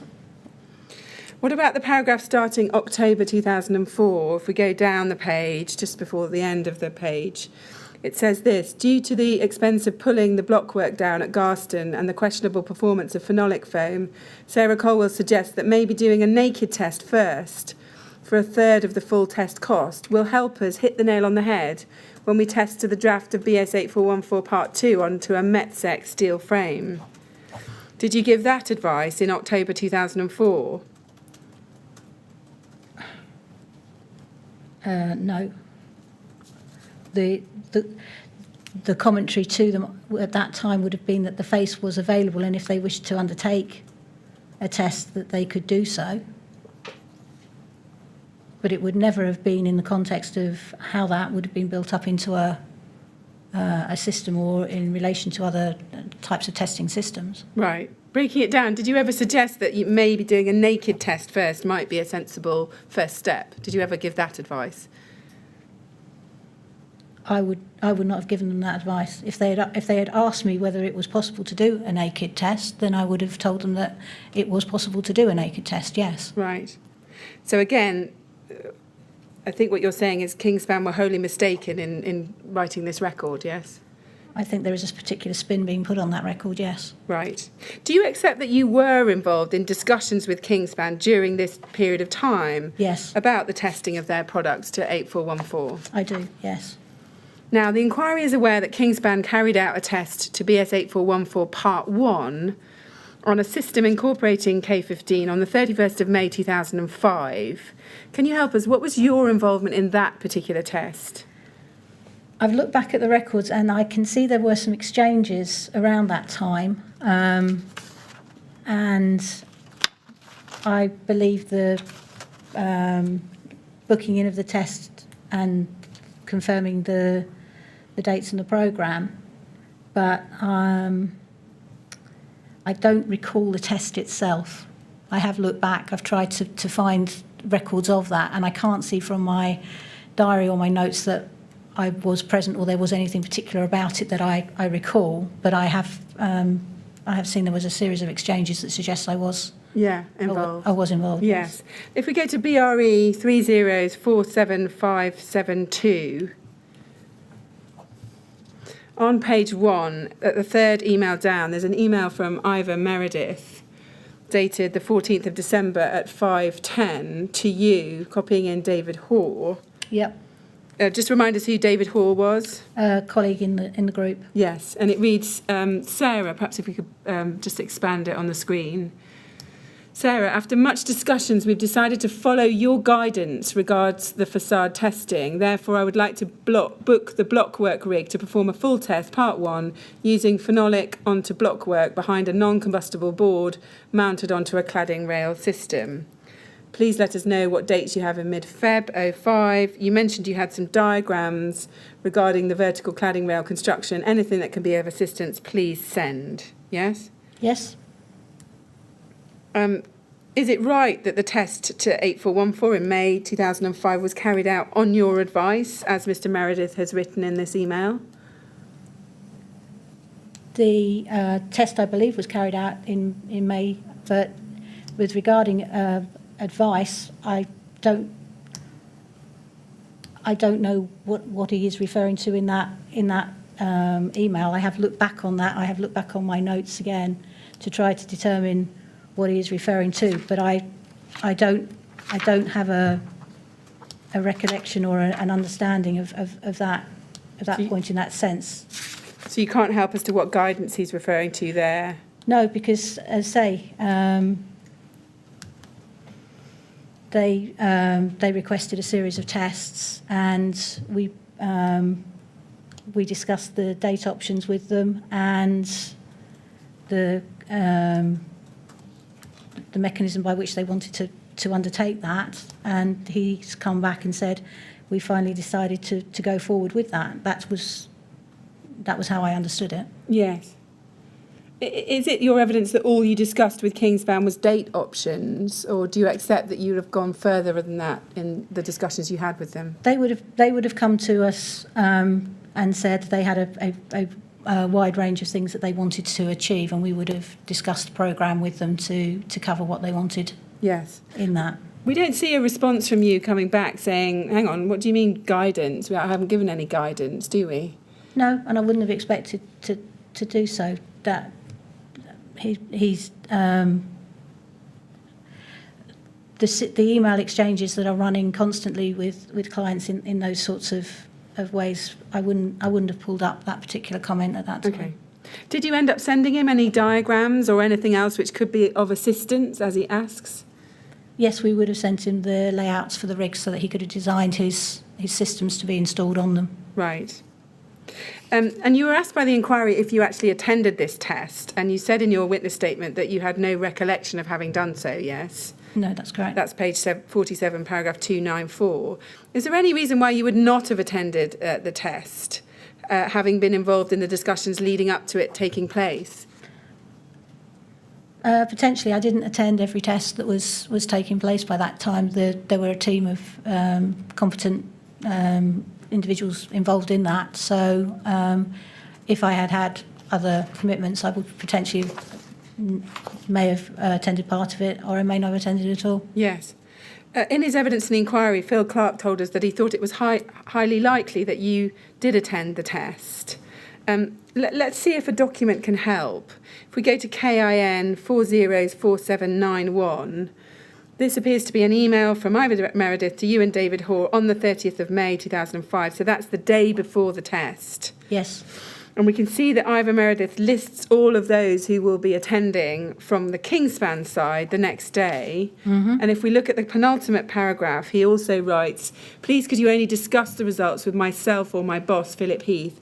I don't know whether there will be a few moments after the test to do this, after attendees 4 to 7 have left, or whether we could fit this in on Wednesday. Do you see that? Yes, I do. Do you agree this does seem to indicate, at least at this stage, that Ivor Meredith understood that you would be present at the test? Yes. As he said, he's written it to both David and myself, so he's envisaging that we would be present, Yeah. or at least one of us. And can you help us? What was happening on Wednesday? Had you pre-arranged that there would be a meeting at which you might be able to discuss this test, or that you had a meeting already arranged about something else? Can you help us with that? I'm sorry, without reference back, I can't. They would have had, at that time, a number of different tests going on, both full scale and small scale, so it may well have been that he was on site for something different. Yeah. Now, we know that the test report for this system was not prepared in its final form by the BRE until the 8th of December 2005. Can you help us with why was there a delay? I'm sorry, no, I don't know. Do you remember having any involvement in the test report that was actually produced? Not explicitly, no. Let's go to a document, BRE 408634. We can see that on the 28th of September, Phil Clark is sending you and David Hoare a draft to sign off or amend as required. Do you see that? Yes, I do. And the subject is Kingspan report. And if we look at another document, BRE 408799, in another email, we can see that Phil Clark on the 29th of November 2005 sends to you, copying in David Hoare. And he says, hi, all attached is the report of Ivor. Is there any chance you could look at it? And if content with its contents, I'll get it printed and signed and sent off. So it's seeking your approval for the contents, yes? Yes. Let's look at the test report. It's at BRE 402511. And we go within it. If we could go to page 6, we can see here, section 3 is a description of the products, and various details of the tested system are recorded. And if we look at the paragraph with the bold heading, fixing details, 3 paragraphs down, we can see it tells us that 600mm thick Cooltherm K15 phenolic rain screen insulation board, which were, and then it gives certain dimensions, was mechanically fixed to the blockwork substrate. And then it says 1,200mm by 900mm by 6mm thick cement particle boards manufactured by UAC were mechanically fixed at 600mm centres to an aluminium railing system, which is also mechanically fixed, yes. Now, we know from evidence heard during Module 2 of the inquiry's work that Kingspan now say that, in fact, what's described as the overcladding was not cement particle boards, but was cellulose fibre cement board. Can you help us as to what was actually tested in this test? Do you remember what the board was? No. Without reference back to the records, I couldn't tell you. Do you recall having any discussions with Ivor Meredith about what they were going to use for this first 8414 Part 1 test with K15? No, I don't. Do you remember considering whether or not the system that was tested was representative of a real-world application, i.e. a system that could actually be used on a building? Or did you understand that this test was done on a system which wasn't likely ever to be used on the exterior of a building? My understanding of it was that they they felt it was a test that would give them information about their product. How they chose to use that going forward was a decision within themselves. Yes, I see. But the test would only give them information about the system tested, yes? That's correct. It wasn't a product test, was no, it? well, unless they were choosing to develop something around that, I've no idea. I can only comment that this is what they tested, and how they chose to then use that going forward would be their commercial decisions. Right. When your colleague Tony Baker gave evidence to the inquiry on this matter in Module 2, he said he didn't believe the type of board that was used could be used as an external weatherproof board. And he also told us that although the test was a full test, it was only tested as an indicative system and therefore wouldn't really be applicable for a BR 135 classification. Did you have that understanding at the time? Yes, I did. Yes, that this was testing some kind of indicative system, yes? This was testing something to enable them to move forward, yes. Yes, I see. So it was part of a planned programme of different tests? That's how I understood it, yes. Yes. And in reality, no BR 135 classification report was produced for some considerable time, 10 years, yes? I believe that's the case, yes. Yeah. And was that the reason why no BR 135 classification report was issued at the time, because this was an indicative test? I don't know if one was requested at that time, or as I say, it would be a statement of it's a test report, and it would be a classification of that test report, so it would be statements of fact. Right. In your witness statement, paragraph 295, page 47, you say you don't have any knowledge about the discussions that took place between employees of Kingspan and employees of the BRE during or after the test. Is that right? I wasn't aware of any discussions post that particular test. I can't recall the actual result from that test. But I'm assuming Right. if a classification was released at some point subsequent to that, it must have met the requirements of it. Right. Let's go to a document, BRE 403280, and I want to look at the second email from the top of the page. We can see on the 29th of November 2005 at 00:35 hours, Ivor Meredith sends to Phil Clark, copying you and David Hoare. He says this: how are you getting on with the test report? Does this get automatically assessed in accordance with BRE 135, or is that something we need to look at separately? Do you see that? Yes, I do. So it would appear that you are copied in on emails discussing this very topic, yes? No, thank you for sharing that. Yes, I can see that now. Yes.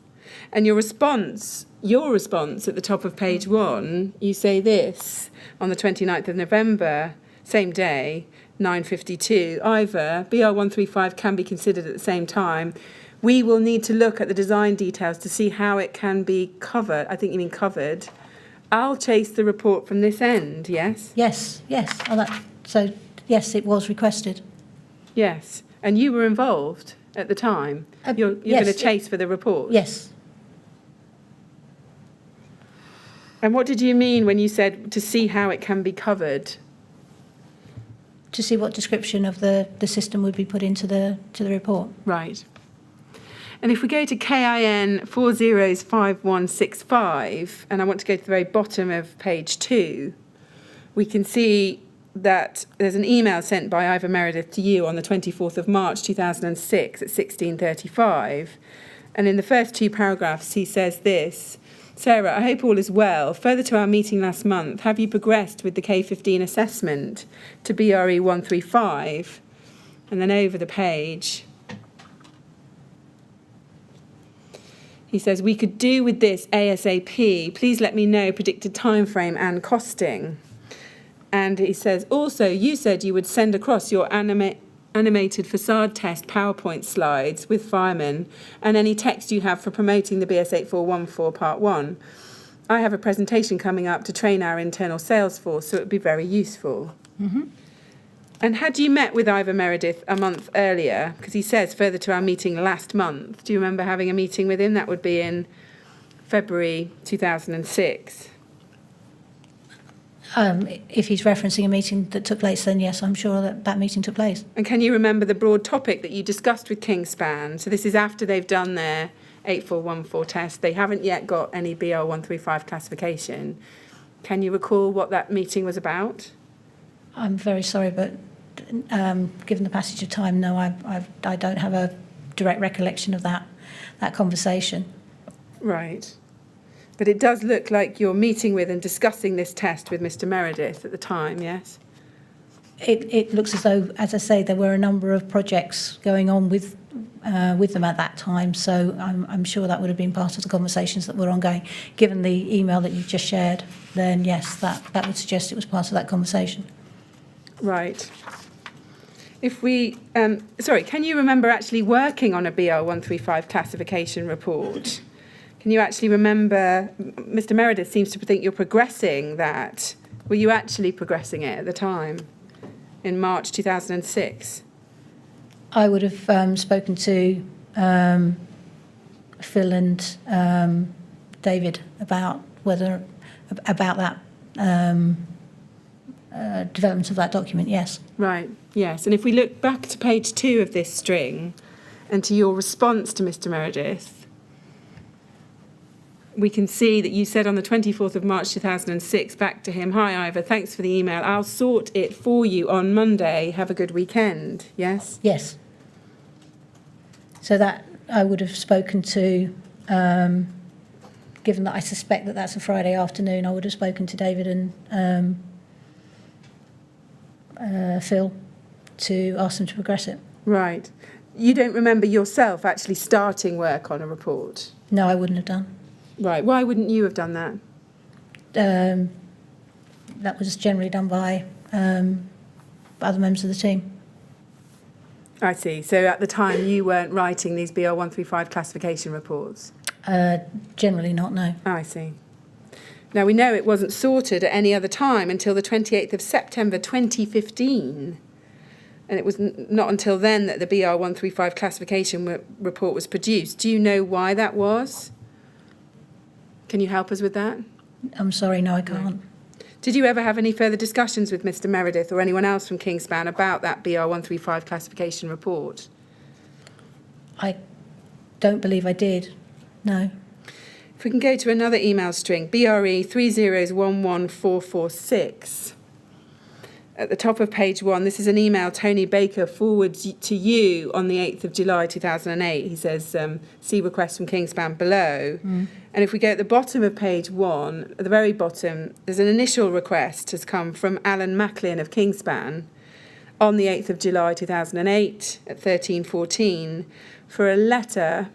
If we go to the top of page 2, he says, would it be possible to obtain written confirmation of successful completion of the above test carried out in 2005 for issuing to prospective clients? We are reluctant to issue the entire test report, so a letter from yourselves would be of great benefit. And then he gives the test reference. Yes? Yes. Now, what was the outcome of that? Was a letter provided? I don't know. Do you know whether it had been decided by then, i.e. July 2008, that no classification report would be issued? I don't think I'm not aware that any formal decision around that was ever made.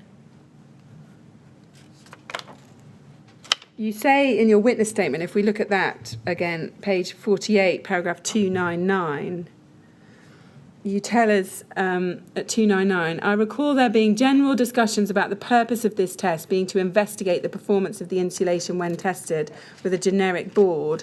As far as I'm aware, such a classification of the system was not provided. When you're talking about there were general discussions about the purpose of this test, general discussions between who? What are you referring to there? The conversation when Kingspan were pulling their programme together. Right. and conversations with Kingspan when they were pulling their programme together? Yes, You were involved in those discussions about that programme of testing? they presented us a series of tests, and their initial test was going to be a generic test on that board, which is what they undertook. Right. And how did you understand that testing something generic was going to be of assistance to Kingspan? So they would gain an understanding of their insulation, I imagine. Right. Do you know what they mean by a generic test to 8414? There's reference to a generic board. So that would be that external board that they used for that, Yes. that test in May 2005. Yes, I see. If we go to KIN 408847, this is a Kingspan internal document dated the 7th of January 2008 in relation to some later testing to BS 8414 Part 2 on a steel frame system now. And we'll come back to it, but for now, if we go to page 5 and look at the top of the page, this report reads, following many unsuccessful and heavy discussions with the BRE about increasing our scope of approval of K15 in a rain screen construction tested to 8414 Part 1 and 2, we were loosely advised that if we tested with an approved rain screen system, we could then go to market and say we were tested with approved components. Therefore, if you use approved components, the construction will meet the criteria laid out in the various UK's building regulation documents in respect of the 18-metre rule. Do you see that? And then it goes on in the next paragraph. In 2005, Kingspan tested to the new British standard formerly known as Fire Note 9, BS 8414 Part 1, and based on the advice of BRE, we used a non-combustible board as cladding. As the BRE stated, if you test with a non-combustible cladding, then you could state the system works with all non-combustible cladding systems. After successfully passing this test, the BRE moved the goalposts and stated that we could only say that our system works with that specific non-combustible board. However, the test result met the criteria of 8414 Part 1 and BR135 and is a very useful document when securing specifications for facades above 18 metres where the substrata is masonry. Now, just focusing on that first paragraph of this internal Kingspan report, did you give any loose advice that if you tested with an approved rain screen system, you could then go to market and say that they were tested with approved components? No. What about the advice in the second paragraph where it's recorded that the BRE stated that if you test with a non-combustible cladding, then you could state that your system works with all non-combustible cladding systems? Did you give that advice? No, because the test reports state exactly what is tested. There is no basis on which that type of statement could or would have been made. Right. But you yourself, in your witness statement, do you describe this test as being carried out on a generic board? Why else would Kingspan have been testing a generic board if not in the hope of being able to use data from that test to show that K15 could be used with any non-combustible outer cladding? I can't speak for their development of their test programmes or the route that they had in mind. It is also potentially possible that when you're testing these type of systems, you use an element that you know will not contribute to the fire load so that you can see the influence of the insulation of it on its own within the system to have an understanding of what their product in isolation does.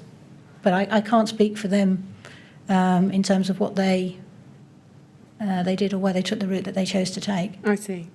Mr. Meredith told this inquiry that this is what he'd understood from you. Is he wrong about that? I believe he is, yes. Right. If we look at the last sentence at the end of the second paragraph of the report, it records there that Kingspan was one of the first to test a ventilated rain screen construction. Is that right, that Kingspan was one of the first to test a ventilated rain screen construction? No. No. Is it accurate to say that the BRE was still learning about this test at the time?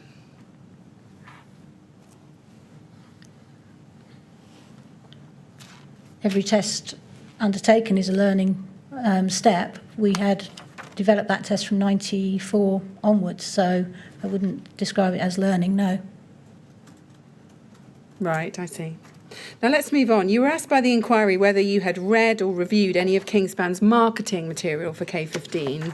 And in your witness statement at paragraph 305, page 49, you said, as far as you can recall, you did not read or review any such material prior to the Grenfell Tower fire. Is that right? That's correct. You also tell us, at paragraph 310 on page 49 of your statement, that you don't recall even discussing any Kingspan marketing literature with any BRE colleagues or with anyone else. Is that right? I don't recall any of their marketing literature being subject to conversation, no. Right. Let's look at an email now. KIN 405180. This is an email from Ivor Meredith to Richard Colwell and copying you in, yes? Yes, Now, who is Richard Colwell? he was a member of the BRE team. Right. And was he your husband? Is that right?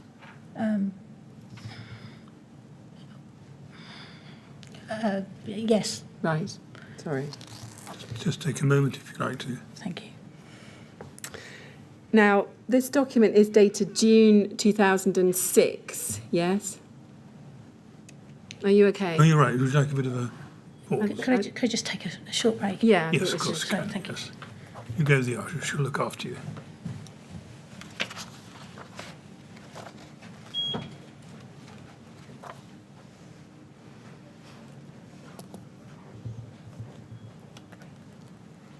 I think I was wondering whether we might just sit here for a moment because I didn't sense that this will need very long. Okay.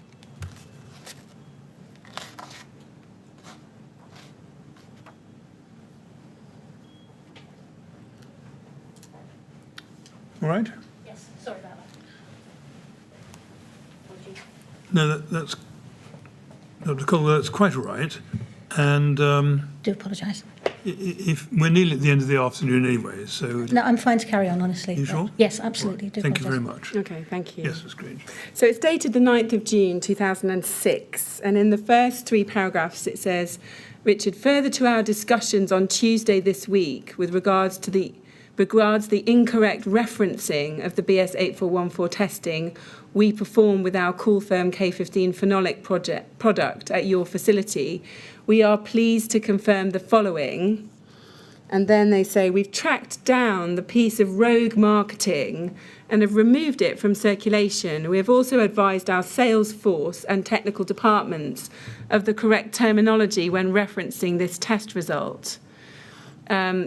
Kingspan are very interested in the marketing of this test method, as we believe that all materials used above 18 metres should be tested and not just those that do not meet the limited combustibility criteria as stated in ADB. Do you see that? Yes. Now, so it's beginning with further to our discussions on Tuesday this week. Had you been involved in any discussions? So this is in June 2006 about their marketing material. I don't recognise it. I don't recall it, no. You don't recall it? No, I don't. I'm sorry.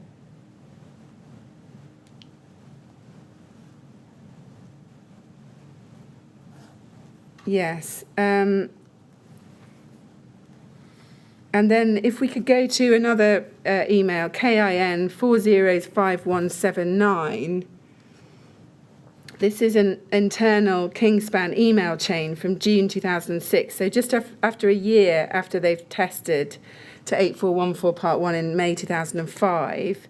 And in the email at the very top of the chain, sent at 1 p.m. on the 8th of June, so the day before his email to you and Richard Colwell, we can see that Ivor Meredith writes this.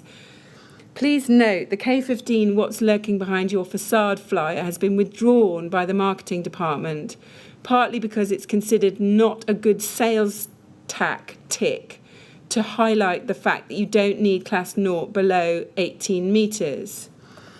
And then it says this, also the BRE have complained about the use of the word approved and certification in our text.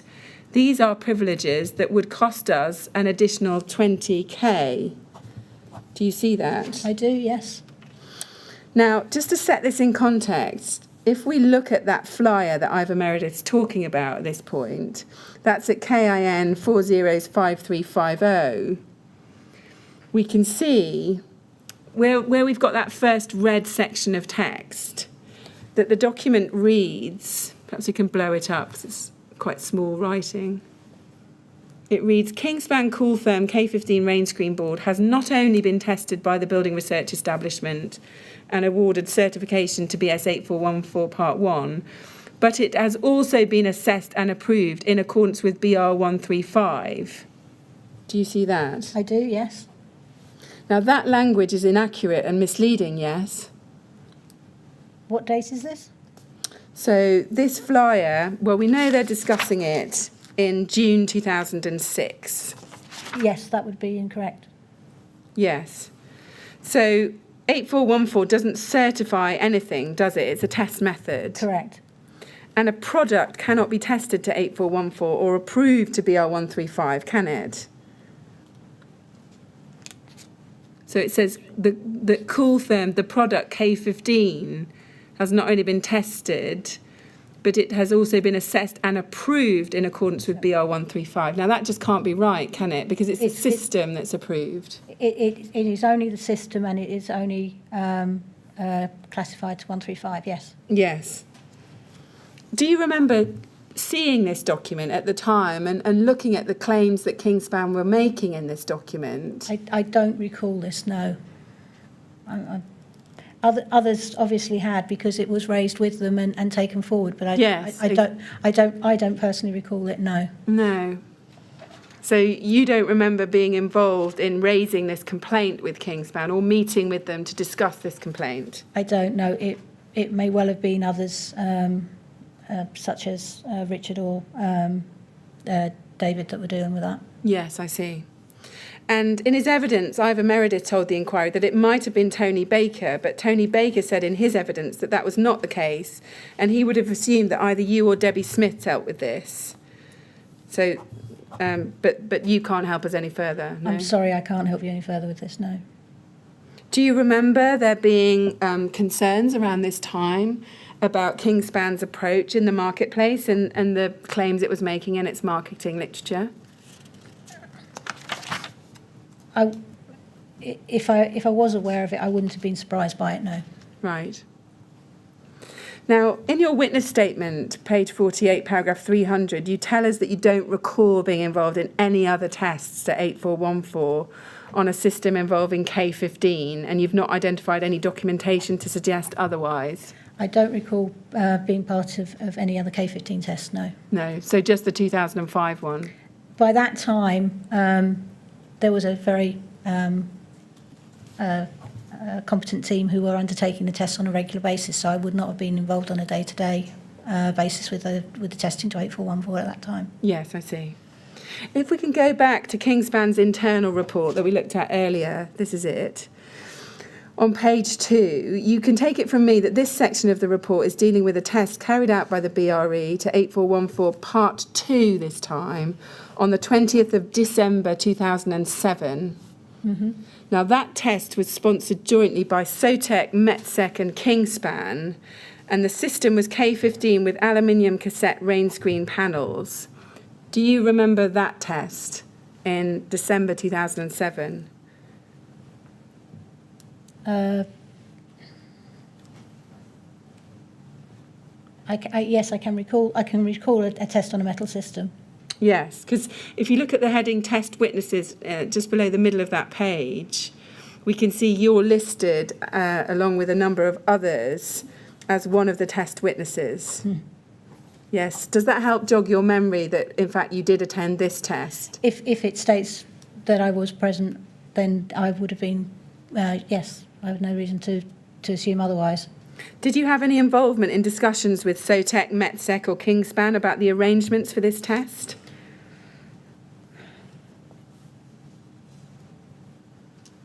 I can recall the test taking place.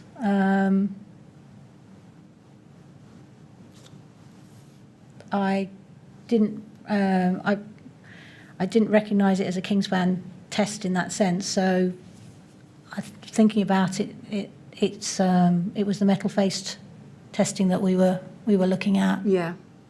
Yes, I see. If we go to an email, BRE 405034.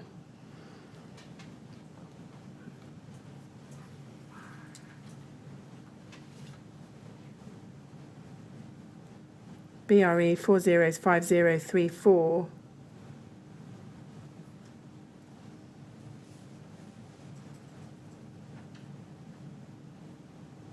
We can see in the second email down at the bottom of that page, there's an email on the 2nd of November 2007 from James Gallier of METSEC.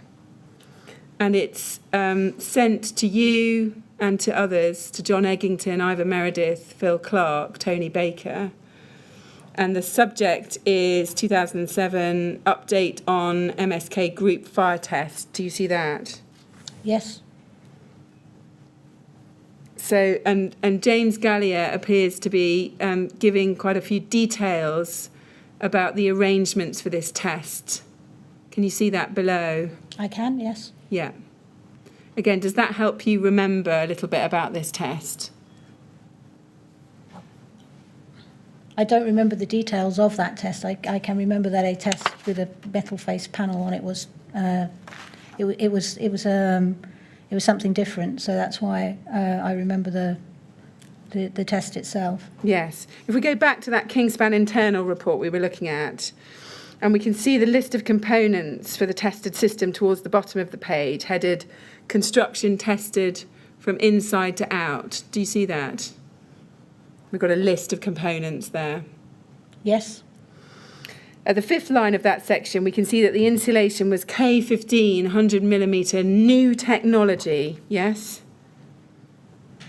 Yes. Do you remember any discussions about new technology K15 at this time? No, I remember it being a test around the facade, not about the insulation system being used on that. Yeah. So did you ever become aware that the K15 they were testing in this test was different from the one they tested in 2005? No. If we look at the bottom of page 2, under the heading Results, we can see that it says, by 17 minutes the top fire barrier had breached and the raging inferno moved up to the top thermocouples and pushed them past 600 degrees, thus failing the simple criteria of BR135. Do you see that? Yes. So it would appear, and it was Philip Clark's evidence to this inquiry, that this test failed quite catastrophically. Do you remember that? I remember it failing, yes. And if we go over to the top of page 3, we can see that the report goes on. It says this: the phenolic was burning on its own steam and the BRE had to extinguish the test early because it was endangering setting fire to the laboratory. Do you remember that? I remember it was extinguished, yes. And if you look down page 3, about 2/3 of the way down, we can see a section which starts comments from the BRE. It's towards the bottom of the page as we're looking at it. Do you have that? Yes. And we can see it says this: the official line, it's a system failure. No individual component can be solely held responsible for the failure. However, unofficial comments, it was apparent that the insulation was fully involved in the test. Surface spread of flame was apparent, and the core continued to burn when the flame source had been extinguished. They stated they did not remember the product performing like that last time. Do you see that? I do, yes. Now, can we agree that it would be wholly inappropriate for the BRE to give official and unofficial comments, wouldn't it? Absolutely. And in this instance, do you agree that the unofficial comments are to the effect that although it's a system test, the insulation involved in the test had really got involved in the test, and that any such comments would be doubly inappropriate because they're constituting advice on product performance, yes? I find it odd to see that written in that way because I can't envisage a position where that conversation would have been held. Right. Can you help us as to who at the BRE was responsible for these official and unofficial comments? as I say, I can't envisage a position where that conversation would have taken place. Tony Baker, in his evidence to the inquiry, thought that they were likely to have come from Phil Clark or from you. Phil Clark thought that either Tony Baker or you may have been responsible for the comments. Sounds as though everyone is. I can't. I can't envisage where that conversation would have taken place, or why that conversation would have taken place. Okay, so you simply can't contemplate that could have occurred. There would be no reason for any of the team present to have made those comments. Right, I see. Mr. Chairman, I'm mid-topic, but that is a good moment to stop. Yes. Thank you. I think that's time.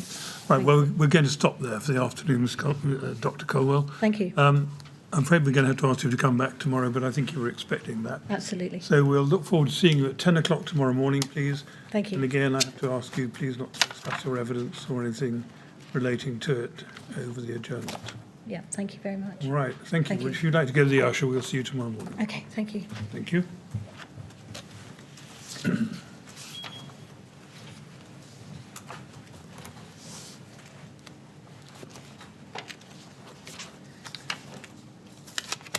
Thank you very much, Ms. Grange. Thank you. 10 o'clock tomorrow then, Thanks. please. Thank you.